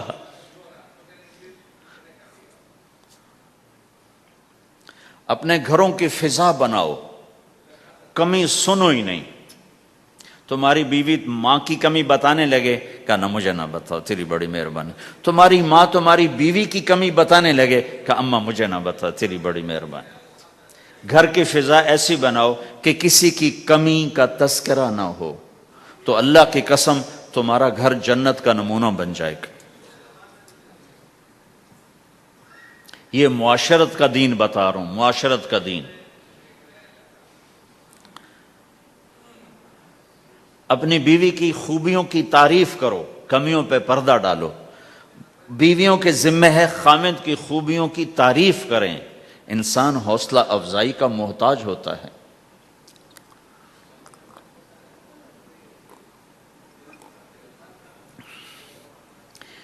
ایک بزرگ ہے اپنے کسی مرید کے گھر، تو وہاں انہوں نے کھانا کھایا، کھانا ان کو پسند آیا، کہنے لگے اپنی بیگم کو پردے میں بلاؤ۔ تو انہوں نے اپنی بیگم کو پردے میں بلایا، کہا بیٹی میں نے تیرا ہاتھ کا کھانا کھایا، بہت مزیدار تھا، اللہ تمہیں جزائے خیر دے، تم نے بہت اچھا پکایا۔ تو وہ زارو قطار رونے لگی۔ تو انہوں نے پوچھا بیٹی کیا ہوا، میں نے تو کوئی ایسی بات نہیں کی۔ کہ نہیں حضرت آپ کی بات پہ رونا نہیں آیا، رونا اس پر آیا ہے کہ 30 سال سے میں اس شخص کے ساتھ رہ رہی ہوں، کبھی ایک دفعہ اس نے میرے ہاتھ کے پکے کی تعریف نہیں کی۔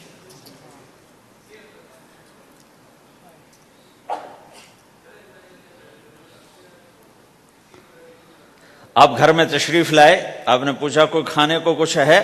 ام سلمہ رضی اللہ عنہ کا گھر، کہا یا رسول اللہ آج تو کچھ نہیں، سرکہ ہے۔ کہا واہ واہ واہ واہ، نعم الادام الخل، سرکہ تو بہت اچھا سالن ہے۔ سبحان اللہ، کیسے دلجوئی فرمائی اپنی بیگم کی، سرکہ تو بہت اچھا سالن ہے، یا تو نے نمک کم ڈال دیا، تو نے مرچی زیادہ کر دی۔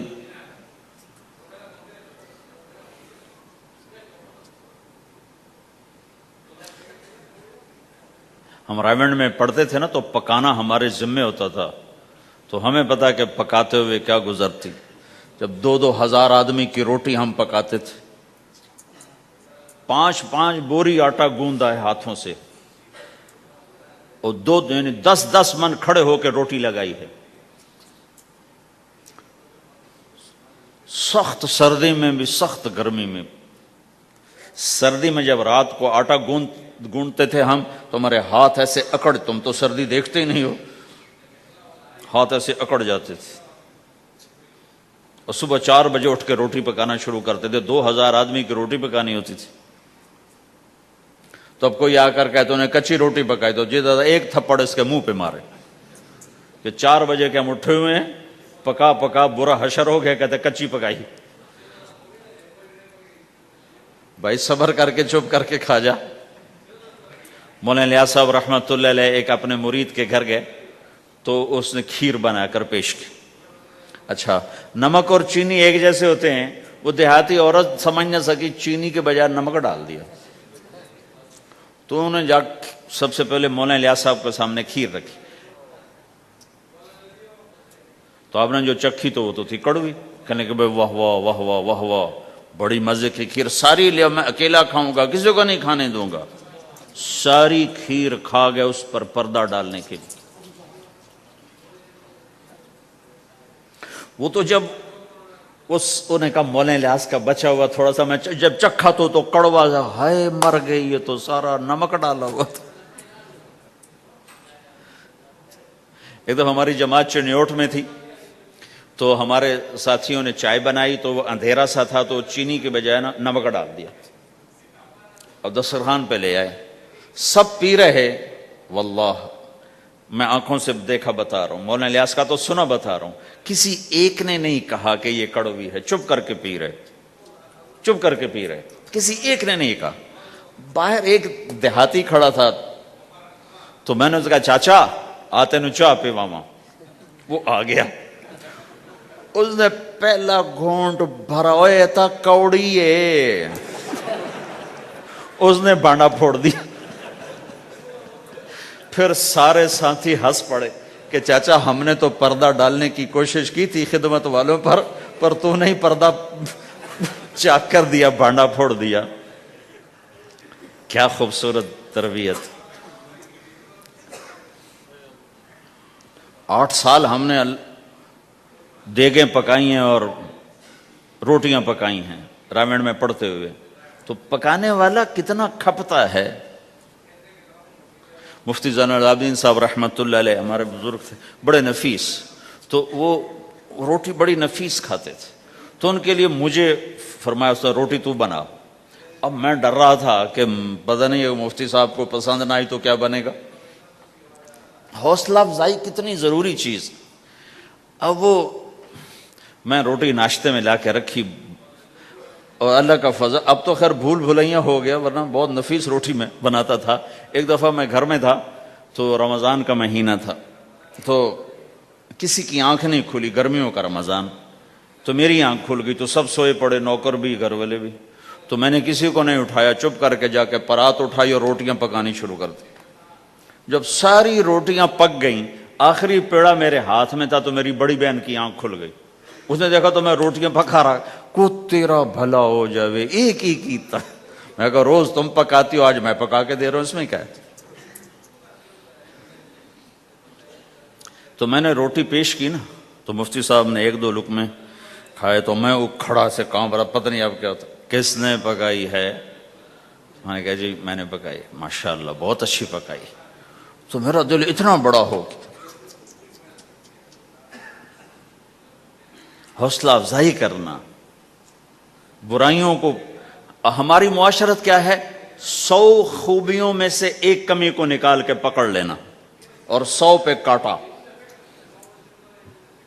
100 نظر نہیں آتی، ایک کمی کو پکڑ کے اسے اچھال رہے اچھال رہے اچھال رہے اچھال رہے اچھال رہے۔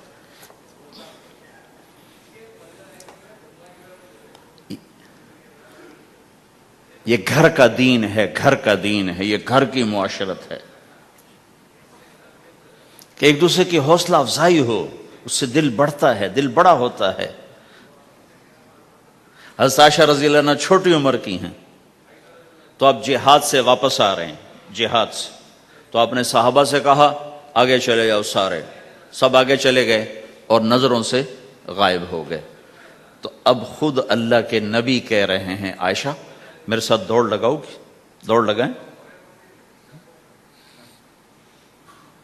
تو حضرت عائشہ نے کہا لگاؤں گی؟ سبحان اللہ،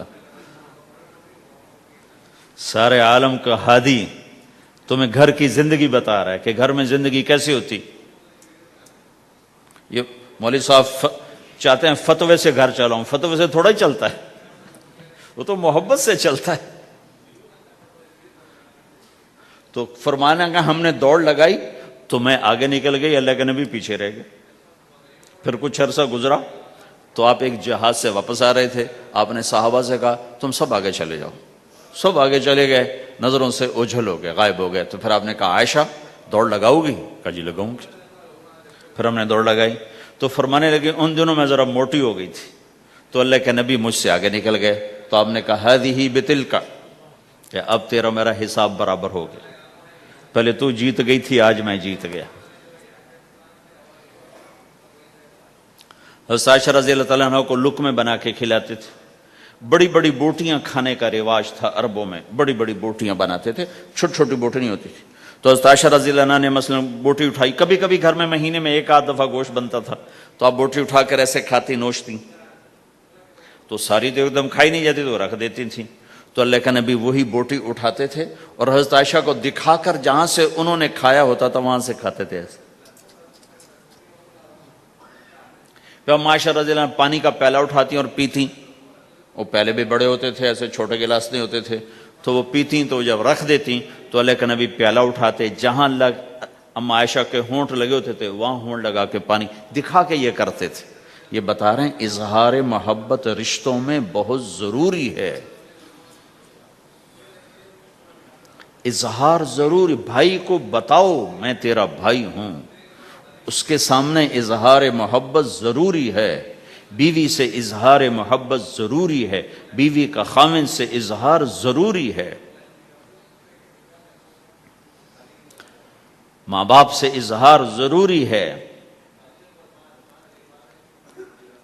یہ سارے وہ رشتے ہیں جن کو میرے نبی نے قرآن سنو ماں باپ کے لیے، وَاخْفِضْ لَهُمَا جَنَاحَ الذُّلِّ مِنَ الرَّحْمَةِ وَقُلْ رَبِّ ارْحَمْهُمَا كَمَا رَبَّيَانِي صَغِيرًا۔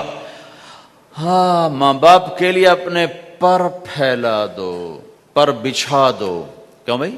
انسان کے پر ہوتے ہیں یا بازو ہوتے ہیں؟ کیوں جی؟ بولو بھائی، باجو، تمہاری گجراتی میں بولو نا، باجو، باجو ہوتے ہیں نا، پر تو نہیں ہوتے نا، لیکن اللہ کہہ رہا پر بچھا دو، اپنے ماں باپ کے لیے پر بچھا دو۔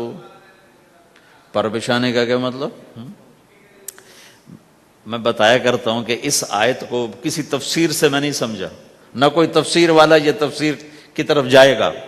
یہ جو میرا کالج کا ایک دور ہے، ایک تبلیغ کا دور ہے، کالج دور میں جب ہمارے گاؤں کے قریب دریائے راوی ہے، اس کے کنارے جنگل تھا بہت بڑا، اس میں ہم شکار کھیلنے جاتے تھے، ایک ایک ہفتہ جنگل میں پڑے رہتے تھے، تو ساتھ کھانے کا سامان، ساتھ سارے حشم خدم، اور ایک ایک ہفتہ ہم شکار کرتے تھے۔ تو وہ تیتر کو لگتا تھا نا چھرا، وہ چھرے لگتے تھے تو گرتا تھا، تو یوں اس کے پر یوں ہو جاتے تھے، میرے آنکھوں کے سامنے وہ تیتر نظر آ رہے ہیں، وہ یوں ایسے کرتے تھے اور یوں گردن ٹیڑھی ہوتی تھی، اور اس کا مطلب یہ ہوتا تھا کہ اب میں تیرے بس میں ہوں، ذبح کر یا چھوڑ دے، میرا بس ختم ہو چکا۔ تو آئے ہائے ہائے، قربان جاؤں قرآن کی خوبصورتی پر۔ میرا رب کہتا ہے اپنے پروں کو بچھا دے ماں باپ کے آگے، جیسے زخمی پرندہ تیرے آگے بچھ جاتا ہے، کہ ذبح کر دو صاحب، بھون کے کھا یا کباب بنا کے کھا، اب تیرے حوالے ہوں، ایسے ہی ماں باپ کے آگے یوں ہو جا۔ کیا خوبصورت تعبیر کی ہے، لا تقل لہما اف، اون بھی نہ کر۔ آپ نے فرمایا کاش میرے والدین ہوتے، تمنا کی، 2 مہینے کے تھے ماں کے پیٹ میں تو باپ کا انتقال ہو گیا، یا اور نہیں تو میری ماں تو ہوتی، میری ماں تو ہوتی۔ اور میں عشاء کی نماز کے مصلی پہ کھڑا ہوتا اور میں سورۃ فاتحہ شروع کر چکا ہوتا، اور ادھر سے میری ماں کہتی محمد، تو میں ماں کے لیے نماز توڑ دیتا۔ میں کہتا لبیک یا امہ. حج کا سفر ہے، 63 سال عمر ہے، ماں کو فوت ہوئے 57 سال گزر چکے ہیں. آپ حاجیوں کے ساتھ ابوا سے گزرتے ہیں، 10 میل آگے بستی ہے، پہلے قبر آ جاتی ہے. آپ نے احرام باندھا ہوا ہے، سر ننگا ہے، اپریل کا مہینہ ہے، ماں کی قبر سے گزرے. 57 سال میں آدمی کیا کچھ نہیں بھول جاتا، لیکن میرے نبی کے دل کا زخم اسی طرح بھرا نہیں ہے، اسی طرح تازہ ہے. آپ اونٹنی سے اتر گئے اور ماں کی قبر کے سرانے آ کے یوں بیٹھے، گھٹنے اٹھائے اور ہاتھ یہاں رکھے اور سر دیا گھٹنوں میں ایسے، اور یوں سر نیچے کر کے جو روئے ہیں جیسے چھوٹے بچے روتے ہیں. آپ نے دیکھا چھوٹے بچے گھروں میں ایسے روتے ہیں ایسے. ہم بھی بہت روئے اس طرح منہ گھٹنوں میں دے کر، تو میرے نبی گھٹنوں میں منہ دے کر جوں روئے جوں روئے جوں روئے، کئی گھنٹے روتے رہے. سن 2000 میں حضرت آمنہ کی قبر کی زیارت کے لیے پہنچا. ڈھونڈتے ڈھونڈتے اللہ نے پہنچایا، ایک رہبر کو ساتھ لیا. وہ پہاڑوں کے اندر وہ قبر ہے، تو وہ اندر ہمیں لے گیا. راستہ کوئی نہیں تھا، جس کو پتہ ہو وہ پہنچا سکتا ہے، ویسے کوئی نہیں جا سکتا. ہو کالے پہاڑ، چھوٹے چھوٹے کانٹے دار جھاڑیاں. ایک پہاڑی ہوگی اتنی اونچی جتنی آپ کی چھت ہے، اس کے اوپر باقی پہاڑ تو ایسے تھے، نوک نکلی ہوئی. وہ اوپر فلیٹ تھا، کوئی 10 بائی 10 تقریباً. وہاں میرے نبی کی ماں آرام کر رہی تھی. تو میں نے چاروں طرف دیکھا تو 2000 یعنی صرف 12 سال پہلے جنگل، ویرانہ، وحشت. 1400 سال پہلے یہاں کیا ہوگا. میں اللہ کی بے نیازی سے کانپ رہا تھا کہ میرے رب، جس کی خاطر تو نے کائنات بنائی، یہاں اس جنگل میں اس پہ اتنا امتحان ڈالا، وہ بھی 6 سال کی عمر میں. باپ دیکھا نہیں، بہن کوئی نہیں، بھائی کوئی نہیں، خالہ کوئی نہیں، کوئی ساتھی کوئی نہیں. 3 دن بعد یہ موت آتی تو مکے میں آتی تو کئی سینے سے لگاتے. 3 دن پہلے یہ موت آتی تو مدینے میں آتی، کئی سینے سے لگاتے. مدینے سے بھی نکالا اور مکے سے بھی دور کیا، اور جنگل کے اندر صرف 25 سال کی عمر میں اما آمنہ رضی اللہ تعالیٰ عنہ پہ موت نے وار کیا. اور اللہ کے نبی گھبرا گئے. 6 سال کے بچے کو سمجھ میں نہیں آ رہا کہ یہ کیا ہو رہا ہے. حضرت آمنہ بول نہیں پا رہے. مجھے لگتا ہے غالباً ہارٹ اٹیک ہوا ہوگا.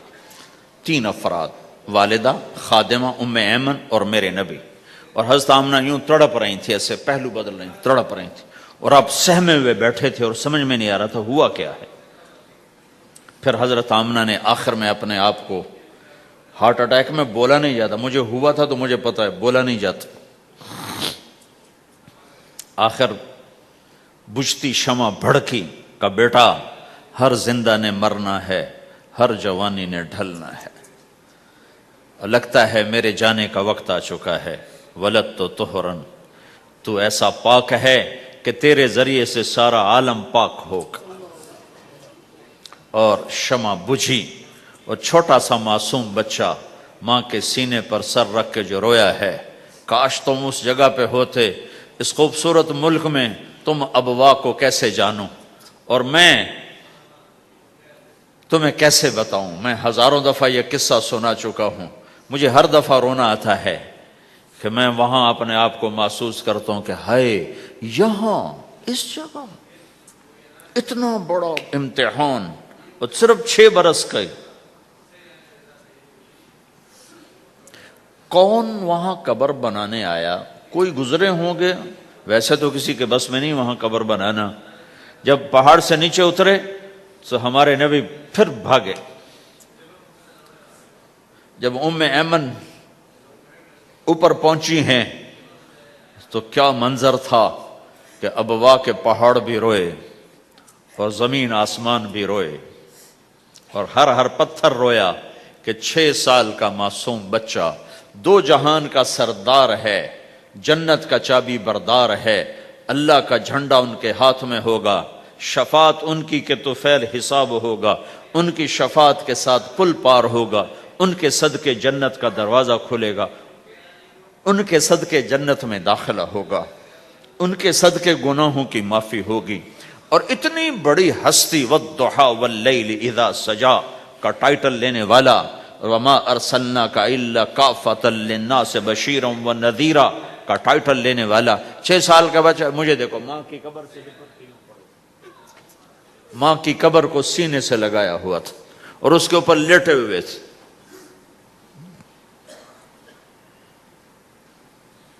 جب حضرت ام ایمن پہنچی ہیں تو اللہ کے نبی کیا کہہ رہے تھے؟ اے میری ماں، تمہیں تو پتا ہے نا تیرے سوا میرا کوئی نہیں تھا، تو مجھے چھوڑ کے کہاں چلی گئی؟ تیرے بغیر کہاں جاؤں گا؟ میرا کون ہے اب تیرے سوا؟ ام ایمن نے اٹھایا کہ مجھے چھوڑ دو، میں کہیں نہیں جاؤں گا، میں اپنی ماں کے سوا کہیں نہیں جاؤں گا۔ کھینچ کے اٹھایا، نیچے لائیں، اونٹنی پہ بٹھایا، 3 راتیں مسلسل روتے روتے یہ سفر ہوا ہے۔ ہائے ہائے، کوئی آنسوں کو آگے، کوئی خالہ نہیں بیٹھی، باپ بھی نہیں بیٹھا ہوا، بھائی بھی کوئی نہیں، بہن بھی کوئی نہیں ہے، کوئی نہیں جس کے گود میں سر رکھ کے اب یہ بچہ سوئے گا۔ تنہائیوں کے ساتھ اب بسیرا ہے۔ تو میرے نبی کا کھانا پینا چھوٹ گیا، کچھ نہیں کھاتے تھے سارا دن، زمزم کے پانی کے چند گھونٹ پیتے تھے اور تنہا بیٹھے رہتے تھے۔ تو اس پر آپ نے یہ کہا کاش میری ماں ہوتی تو میں ایسی خدمت کرتا کہ اس کے پیچھے نماز بھی توڑ دیتا۔ ماں باپ کا ایک مقام ہے جو دین بتاتا ہے بھائی، صرف پیسہ ہی بنانا سب کچھ نہیں ہے، اور بھی دکھ ہیں زمانے میں محبت کے سوا، راحتیں اور بھی ہیں وصل کی راحت کے سوا۔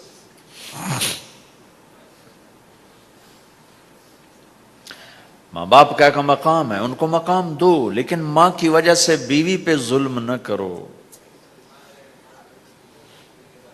بیوی کے عشق میں ماں پہ زیادتی نہ کرو۔ یہ گھر کی معاشرت ہے، یہ گھر کی زندگی ہے۔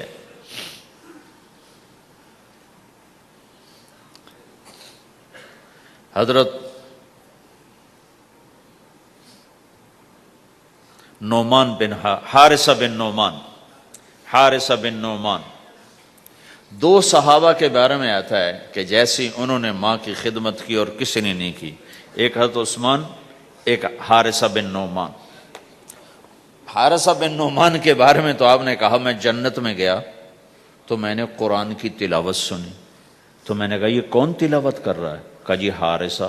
کہا حارثہ تو مدینے بیٹھا ہے، یہاں تلاوت کیسے؟ تمہیں سنانے کے لیے کتنا بڑا سپیکر لگا ہوا ہے، اس 7ویں آسمان پر جنت ہے۔ تو کہا فرشتوں نے کہ جی ماں کی ایسی خدمت کی ہے، جب قرآن پڑھتے ہیں اللہ ساری جنت کو سناتا ہے۔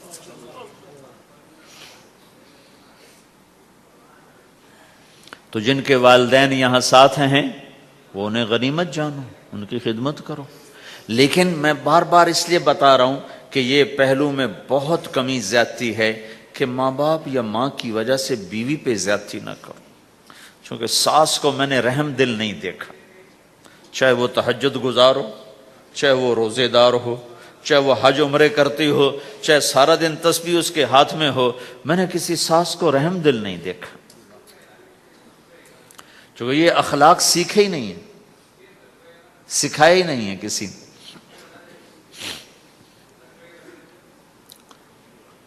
ایک دوسرے کی حوصلہ افزائی کرو، کمیوں پر پردے ڈالو۔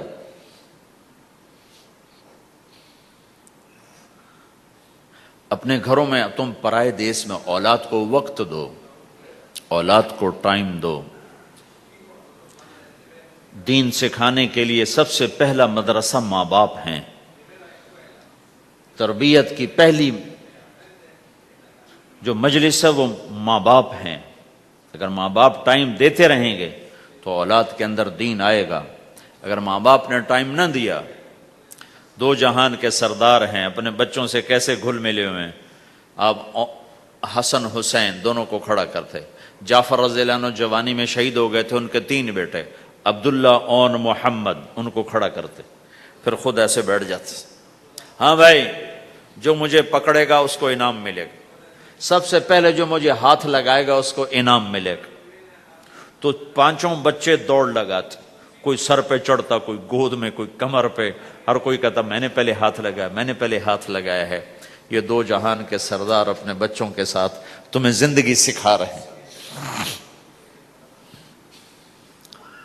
فرض نماز، نفل نہیں بھائی، فرض با جماعت نماز ہو رہی، اور حضرت زینب کی بیٹی امامہ کو یہاں بٹھایا ہوا فرض نماز میں، اور نبی کی نماز میں تو کوئی فرق نہیں پڑتا، ہماری نماز تو ٹوٹ جائے گی، نبی کی نماز میں تو کوئی فرق نہیں پڑتا۔ پھر جب آپ رکوع میں جاتے تو ان کو بٹھا دیتے، سجدہ کر کے اٹھنے لگے پھر اٹھا کے یہاں بٹھا کے پھر نماز شروع کر دیتے، ذرا تمہیں سکھانے کے لیے ہے۔ آپ سجدے میں گئے، فرض، تو حسن رضی اللہ عنہ کمرے سے نکلے اور دوڑتے ہوا کہ اللہ کے نبی کی کمر پہ چڑھ گئے، تو آپ نے سجدہ لمبا کر دیا۔ جب لمبا زیادہ ہو گیا تو صحابہ ڈر گئے، یہ کیا ہو گیا؟ تو پہلی صف والوں نے ذرا یوں اٹھا کے سر اٹھا کے دیکھ چکر کیا ہے، تو دیکھا تو حسن کمر پہ چڑھے ہوئے۔ تو جو قریب میں ایک آدمی تھا اس نے سجدے میں ہی ہاتھ آگے کیا ان کو پکڑ کے نیچے اتارنے کے لیے، تو اللہ کے نبی کی یہاں سے نظر پڑی کہ ایک ہاتھ آگے آ رہا ہے، تو آپ نے یوں اشارہ کیا، چھوڑ دو کچھ نہ کہو۔ تو جب تک حسن نہیں اترے کمر سے آپ نے سجدے سے سر نہیں اٹھایا۔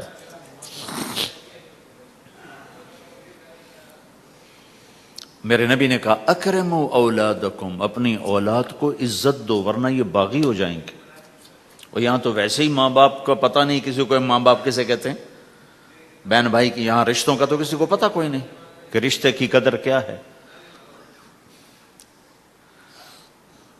بھائی آپس میں دنیا پہ نہ لڑو، چھوڑ دو، لڑو نہیں، کہا بھائی لے جا، کسی کا حق کسی نے کھا لیا ہے تو ضائع نہیں ہوگا، ملے گا واپس، صرف یہیں تو پاناما ہی تو زندگی نہیں ہے، آگے بھی تو آ رہی۔ میرے نبی نے ایک عجب اصول بتایا، آپ نے مدینے والوں سے فرمایا میرے بعد تمہیں تمہارا حق نہیں ملے گا تم کیا کرو گے؟ انہوں نے کہا جی ہم تلوار اٹھائیں گے، اپنا حق وصول کریں گے۔ تو آپ نے فرمایا میں تمہیں اس سے بہتر بات بتاؤں، اس سے بہتر بتاؤں؟ کہا جی کیا؟ کہ تم حق چھوڑ دینا، اس کے لیے لڑنا نہیں، ہم مانگو نہیں ملتا، لڑنا نہیں، چھوڑ دینا، لڑائی سے بچنا، چھوڑ دینا، اور قیامت کے دن حوض کوثر پہ مجھ سے آ کے ملاقات کر لینا، میں اللہ سے سارے پورے کروا کے دے دوں گا۔ جب تمہارا وکیل ہو محمد مصطفیٰ جی صلی اللہ علیہ وسلم اور جج ہو اللہ، تو کیسا فیصلہ آئے گا؟ یہاں تم کتنا کو لے لو گے ڈالر میں، پلاٹ میں کتنا لے لو گے؟ ہاں لو، اپنا حق نہ چھوڑو، لیکن اگر لڑائی ہو رہی ہے تو پھر چھوڑ دو، چلو لے جاؤ، میں رشتہ قربان نہیں کروں گا، چیز قربان کر دوں گا۔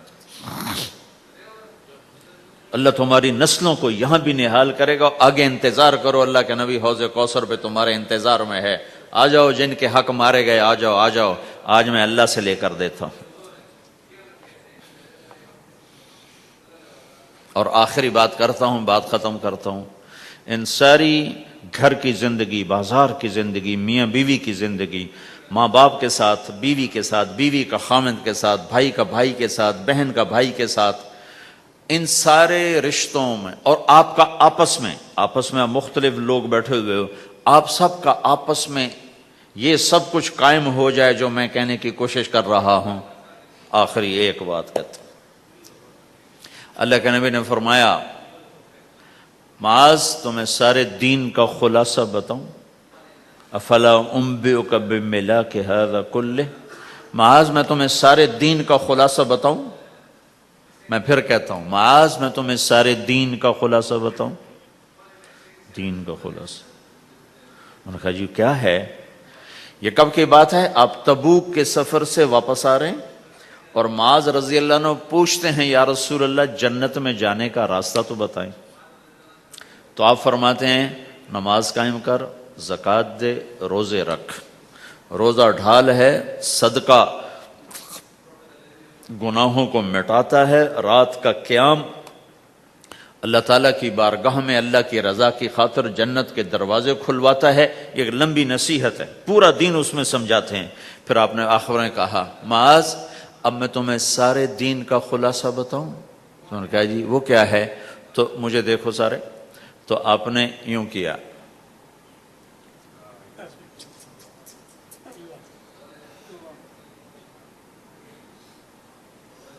دیکھ لیا سب نے، منہ سے کچھ نہیں بولے، عمل کر کے دکھایا. کس کو؟ کوئی چھوٹا بچہ سامنے کھڑا ہوا ہے. کون کھڑا ہے؟ معاذ. معاذ کون ہے؟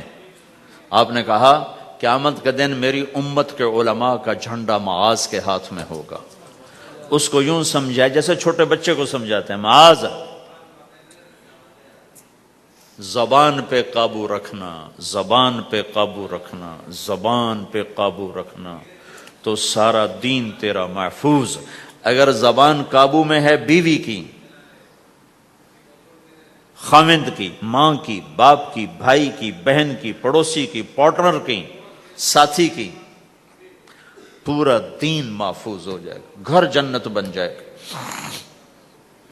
زبان اگر تیز ہو گئی تو بس سارا دین برباد. دین میں بچے گا ہی کچھ نہیں اگر زبان پہ قابو نہیں. تو میرے پاس وکیلوں کا وفد آیا، ہم جماعت میں تھے مظفر آباد. تو میں نے آدھا گھنٹہ بات کی. کہا جی آپ کی بہت نصیحتیں سنی ہیں، آخر میں کوئی ایک نصیحت کر دیں. تو میں نے کہا یہ کہ نہیں یہ نہیں، کوئی اور نصیحت کرے. یہ بڑا مشکل کام، ایک تو یہی ہے کہ اسے قابو میں رکھو. ایک میٹھا بول دلوں کو خرید لیتا ہے اور ایک کڑوا بول زندگی میں زہر گھول دیتا ہے. میں اور آپ کیا حیثیت رکھتے ہیں؟ میرے نبی کی خدمت میں پیش ہوئے ابو سفیان بن حارث اور عبداللہ بن ابی امیہ، ایک پھوپھی کا بیٹا ایک تایا کا بیٹا. ابو سفیان تایا کا بیٹے، عبداللہ بن ابی امیہ پھوپھی کے بیٹے. کہا ہم آئے ہیں، اندر اطلاع بھجوائی، توبہ کرنے آئے ہیں، مسلمان ہونا چاہتے ہیں. تو آپ نے فرمایا مجھے ان کے اسلام کی کوئی ضرورت نہیں ہے، میں ان کو بیعت نہیں کروں گا. انہوں نے مجھے بڑا دکھ دیا ہوا ہے. طائف والوں سے زیادہ تھا، طائف والوں نے تو پتھر مار مار لہولوہان کر دیا تھا. حضرت عائشہ نے پوچھا یا رسول اللہ سب سے زیادہ آپ نے دکھ کہاں دیکھا؟ کہا طائف کی وادی میں. لیکن جب وہ پتھر مارنے والے مدینے میں آئے تو آپ نے ان کا استقبال کیا. اب ایک پھوپھی کا بیٹا ہے، ایک تایا کا بیٹا، آپ کا نہیں، میں نہیں ملوں گا. کیوں؟ کہ ایک میرے بارے میں شعر کہا کرتا تھا اور میری برائی بیان کرتا تھا اشعار میں، اور ایک عبداللہ نے، ابو سفیان میرے بارے میں شعر کہتا تھا، پتھر نہیں مارا، زبان کا غلط استعمال. اور عبداللہ بن ابی امیہ نے مجھے حرم میں کہا تھا آسمان پہ چڑھ جا، 4 فرشتے لے کر آ، ان کے ہاتھ میں پیپر ہو، اس پر اللہ کی مہر ہو اور اللہ کی طرف سے لکھا ہو کہ محمد میرا رسول ہے، تو پھر بھی میں تیری نہیں مانوں گا. تو کہا یہ بات میرے سینے پہ ہے، میں نہیں ان کو ملوں گا. کڑوی بات تو نبی کا سینہ تنگ کر دیتی. تم بیوی سے بولو گے یا بیوی خامن سے بولے گی، یا بچے سے بولو گے بچہ آپ سے بولے گا، یا ماں باپ سے بولو گے ماں باپ آپ سے بولیں گے، بھائی سے بولو گے، ساتھی سے بولو، کیا حال ہوگا؟ کیا پیچھے بچے گا؟ تو میں قربان جاؤں حضرت ام سلمہ رضی اللہ تعالیٰ عنہ پر. انہوں نے بڑا عظیم کردار ادا کیا ہے 2 موقعوں پر. اس میں سے ایک موقع یہ ہے، انہوں نے کہا یا رسول اللہ ایک آپ کی پھوپھی کا بیٹا، ایک آپ کے تایا کا بیٹا، آپ تو دشمنوں کو معاف کر دیتے ہیں، یہ تو آپ کے اپنے ہیں، آپ معاف کر دیں ورنہ وہ ہلاک ہو جائیں گے. ام سلمہ کی سفارش پر پھر آپ نے ان دونوں کو اندر بلایا اور ان کو بیعت کیا اور ان کو کلمہ پڑھایا. زبان کا غلط بول کہاں تک اثر کرتا ہے. تو یہ میری آخری بات ہے اپنی زبانوں پہ قابو. ہم انسان ہیں، ہو جائے گا، جب ہو جائے تو پھر معافی مانگو، معافی مانگو. نکاح ہے، ہاں، جب ہو جائے معافی مانگو. میٹھے بول کے عادی بناؤ کہ کسی کے ساتھ میٹھا بول بول دینا بھی صدقہ ہے.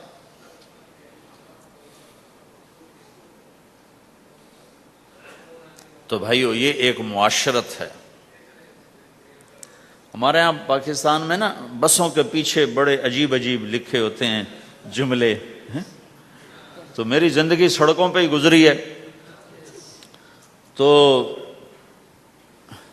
میں نے اس کا ایک وہ بنایا ہے سکیچ. ایک دفعہ میں ایک بس کے پیچھے جا رہا تھا تو اس کے پیچھے ایک جملہ لکھا تھا جو مجھے بڑا پسند آیا، تو پھر میں پچھلا بھی سنا دیتا ہوں، وہ بھی سنا دیتا ہوں. نئی بس کے اوپر لکھا ہوتا ہے ویکھ ٹور چکوری دی. چکور ایک پرندہ بڑے نخرے سے چلتا ہے، تو نئی بس کے پیچھے لکھا ہوتا ہے مجھے دیکھو میں چکور کی طرح چل رہی ہوں. جب ذرا پرانی ہو جاتی ہے تو اس کے پیچھے لکھا ہوتا ہے ہارن دے کر پاس کریں. جب زیادہ پرانی ہو تو پھر اس کے پیچھے لکھا ہوتا ہے یا پاس کر یا برداشت کر. اور زیادہ پرانی ہو تو اس کے پیچھے لکھا ہوتا ہے نہ چھیڑ ملنگانو. ملنگ سمجھتے ہو، نہ چھیڑ ملنگانو. یہ ایسے جملے لکھے ہوتے. کہیں وہ رنگ روغن ہو کے دوبارہ آ جائے سڑک پر تو لکھو تو وقت نے ایک بار پھر دلہن بنا دیا. تو ایک دفعہ میں ایک بس کے پیچھے جا رہا تھا تو میں وہ ایسے ہی نظر تو پڑی جاتی ہے تو وہ پھر پڑھا بھی جاتا ہے. تو ایک بس کے پیچھے ایک جملہ لکھا تھا، میرے جو 1.25 گھنٹے کا جو میں مضمون بیان کر اس کا خلاصہ لکھا تھا دل برائے فروخت، بڑا دل برائے فروخت، اور نیچے لکھا تھا قیمت ایک میٹھا بول. ایک میٹھا بول.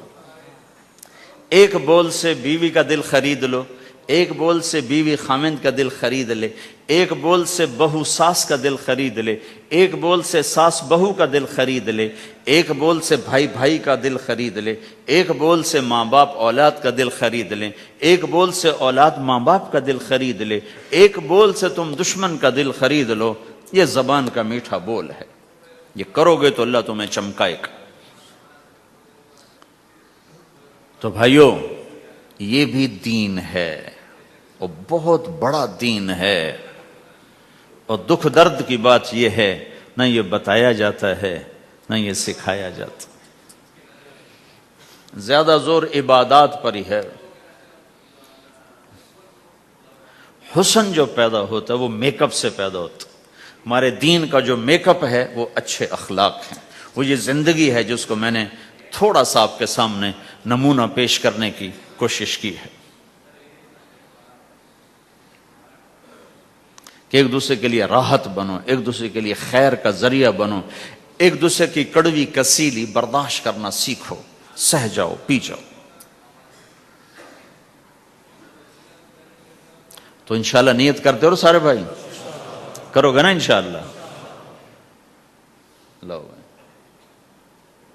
نہیں بولو. تو کل میں نے آپ سے عرض کیا تھا کہ 2 کام آپ تھوڑا سا مجمع مستقل کر لو. ایک جمعرات کو مرکز میں آیا کرو، ایک 3 دن مہینے کے لگایا کرو، اور ایک اس کے ساتھ اور عرض کر دوں جس دن تمہارا گشت ہو اپنے گشت میں شرکت کیا کرو. تو انشاءاللہ یہ جو باتیں میں نے آپ سے کہی ہیں یہ آہستہ آہستہ ساری قابو میں آ جائیں گی.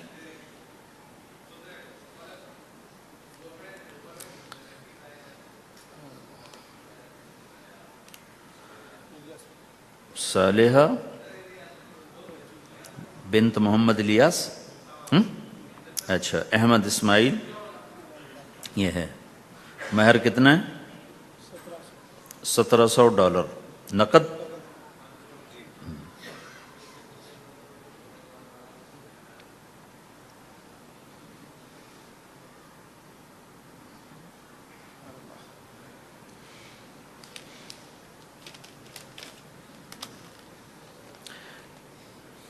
میں نکاح سے پہلے جو باتیں کیا کرتا ہوں آج وہ ساری تقریباً میں نے آپ کے سامنے پیش کر دی ہیں کہ کسی بھی گھر کو اگر خوش باش کوئی گھر یہ چاہے کہ ہم خوش باش رہیں تو ایک دوسرے کی برائیاں دیکھنا چھوڑ دے، ایک دوسرے کی کمیاں پکڑنا چھوڑ دے، ایک دوسرے کو تانا دینا چھوڑ دے، ایک دوسرے کے عیب چھپائیں، اپنے گھروں میں غیبت نہ کریں، کسی کی برائی نہ کریں، اپنے بچوں کو بھی اس کا عادی بنائیں، نہ کسی کی کریں نہ کسی کی سنیں۔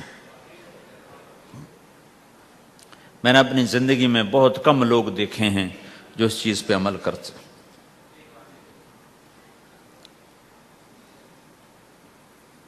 تو انشاءاللہ آپ کے گھر میں رونق رہے گی۔ جی بھائی، تم ہو احمد؟ اچھا، تو مجھے فیس کیا دو گے؟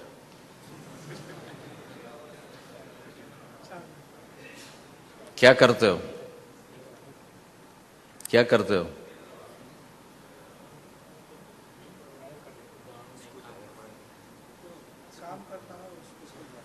چار مہینے لگاؤ گے تبلیغ میں؟ اچھا اچھا، یہی فیس ہے میری، 4 مہینے تبلیغ میں لگا دوں۔ اعوذ باللہ من الشیطان الرجیم، بسم اللہ الرحمن الرحیم۔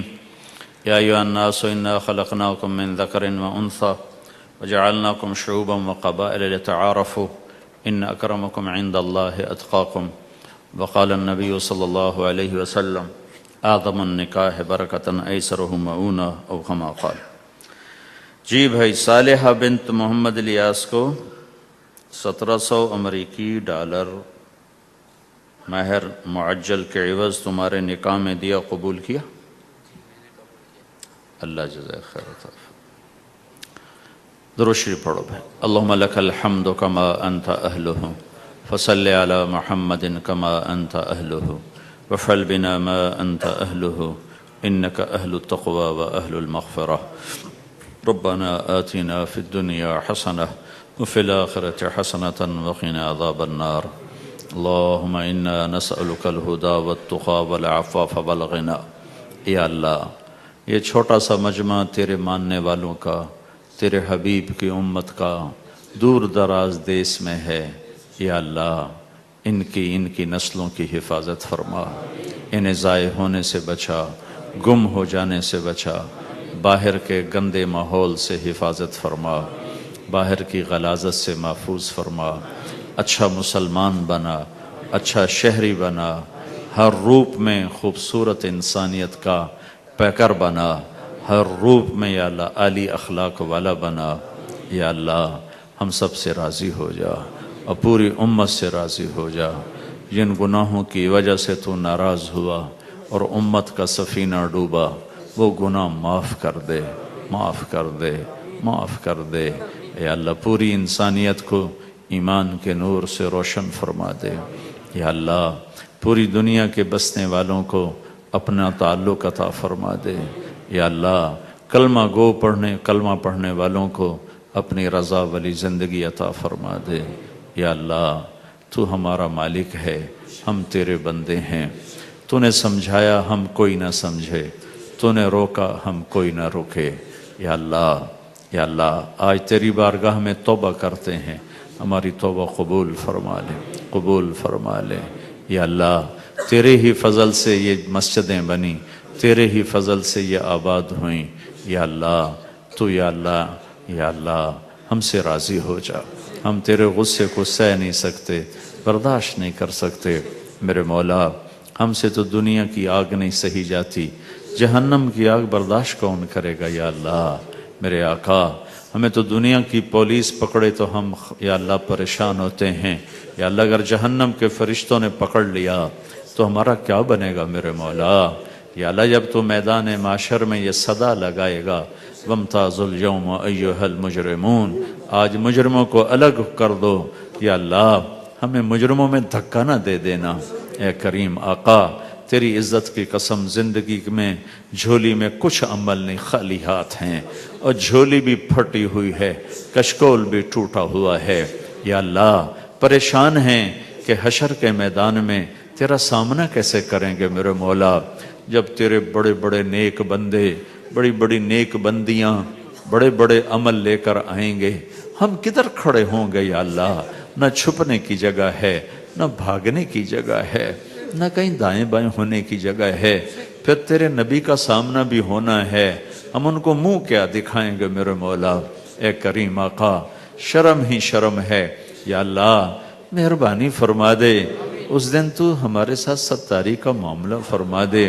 या अल्लाह हमारे पास और कुछ नहीं है, एक निस्बत है और तू निस्बतों का कदरदान है। तेरे नबी ने फरमाया था, मेरा जी चाहता है मैं अपने भाइयों को देखूं, तो सहाबा ने अर्ज़ की हम आपके भाई हैं। तेरे नबी ने फरमाया था, तुम मेरे भाई नहीं हो, मेरे भाई वो हैं जो मुझे देखे बगैर मेरा कलमा पढ़ेंगे। या अल्लाह और तो कुछ नहीं है, तेरे नबी को नहीं देखा, तेरे कुरान को उतरते नहीं देखा, तेरे फरिश्तों को उतरते नहीं देखा, हमने तो चारों तरफ नंगी नंग देखा है। उरियानी उरियानी है, फहाशी ही फहाशी है, हर तरफ मेरे आका गंद ही गंद है। एक कदम आगे चलते हैं 10 कदम पीछे जा गिरते हैं। सुबह तौबा करते हैं शाम को टूट जाती है, शाम को करते हैं सुबह टूट जाती है। मेरे आका बाहर का अंधेरा तो तेरे सामने ही है, किस तरह तेरे हुक्म टूट रहे हैं, किस तरह मेरे मौला तेरे दीन। उफ़ो मेरे आका, कुर्बान जाऊं तेरे हिलम पर, तेरे दरगुजर पर मेरे आका, तू कितना हलीम है। या अल्लाह हम तो अपनी औलाद को धक्के दे के बाहर निकाल दें, अगर वो हमारी ना माने, तू कितने हिलम वाला है। या अल्लाह तेरी धरती को हमने गुनाहों से भर दिया और तू हमें मोहलत देता रहा। तेरे पानी कहते रहे इजाजत दे हम चढ़ जाएं, तू उन्हें रोकता रहा। तेरी जमीन कहती रही इजाजत दे मैं फट जाऊं, तू उसे रोकता रहा। तेरे फरिश्ते कहते रहे इजाजत दे हम उतर जाएं, तू उन्हें रोकता रहा। तू हमारी तौबा का इंतजार करता रहा। तो आज हम भी आ गए हैं तेरे दर पे तौबा करने। या अल्लाह तू भी अपनी रहमत की बाहें फैला दे मेरे मौला, तू भी कह दे ऐ मेरे बंदो मरहबा, तू भी आज ऐलान कर दे जाओ मैंने माफ कर दिया। आज तो एक दफा कह ही दे। या अल्लाह तूने कह दिया होगा, तूने यकीनन कह दिया होगा कि जाओ मैंने माफ कर दिया। ए करीम आका, ओ हमारे अल्लाह, ए मोहम्मद मुस्तफ़ा के अल्लाह, ए जुल जलाल वल इकराम अल्लाह, हमसे तेरी जहन्नम बर्दाश्त न होगी, हमसे कब्र के अंधेरे बर्दाश्त न होंगे, हमसे कब्र के सांप बिच्छू सहे न जाएंगे।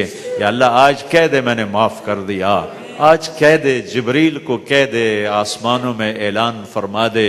ये छोटा सा तेरे मानने वालों का मजमा, इनके छोटे से लेकर बड़े तक को सबको आज ऐलान कर दे कि जाओ मैंने माफ़ कर दिया। हमें एक दफ़ा मोहब्बत से देख ले, अर्शों के पर्दे हटा दे, आसमान की ताने हटा दे और हमें मोहब्बत से देख, जैसे माँ बच्चे को प्यार से देखती है तो बच्चे का दिल बाग बाग हो जाता है, उसका दिल बड़ा हो जाता है। या अल्लाह जब वो बाहें फैलाती है तो बच्चा दौड़ के माँ की गोद में गिरता है। ए आका अपनी रहमत की बाहें फैला दे, अपनी रहमत की चादर फैला दे, हमें अपने अंदर छुपा ले, अपनी रहमत की चादर में छुपा ले।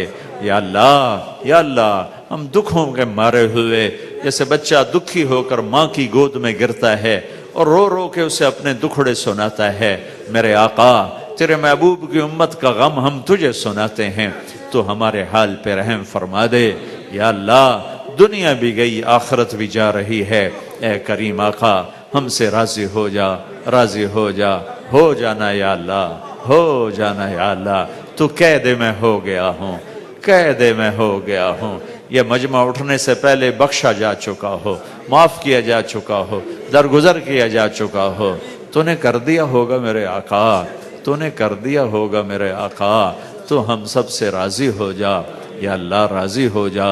रब्बना आतिना फिद दुनिया हसना व फिल आखिरति हसनतन व क़िना अज़ाबन्नार व सल्लल्लाहु तआला अला नबील करीम आमीन बिरहमतिका या अरहमर राहिमीन। अस्सलामु अलैकुम व रहमतुल्लाहि व बरकातुहू। जी क्या अभी तय नहीं है?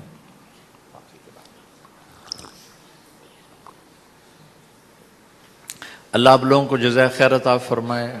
आप जितने थे सारे ही आते रहे, आपकी बड़ी मेहरबानी। अल्लाह ने रिज़्क़ मुक़द्दर में लिखा तो फिर भी मुलाकात हो जाएगी। अभी तो 1-2 दिन के बाद इंशाल्लाह वापसी है।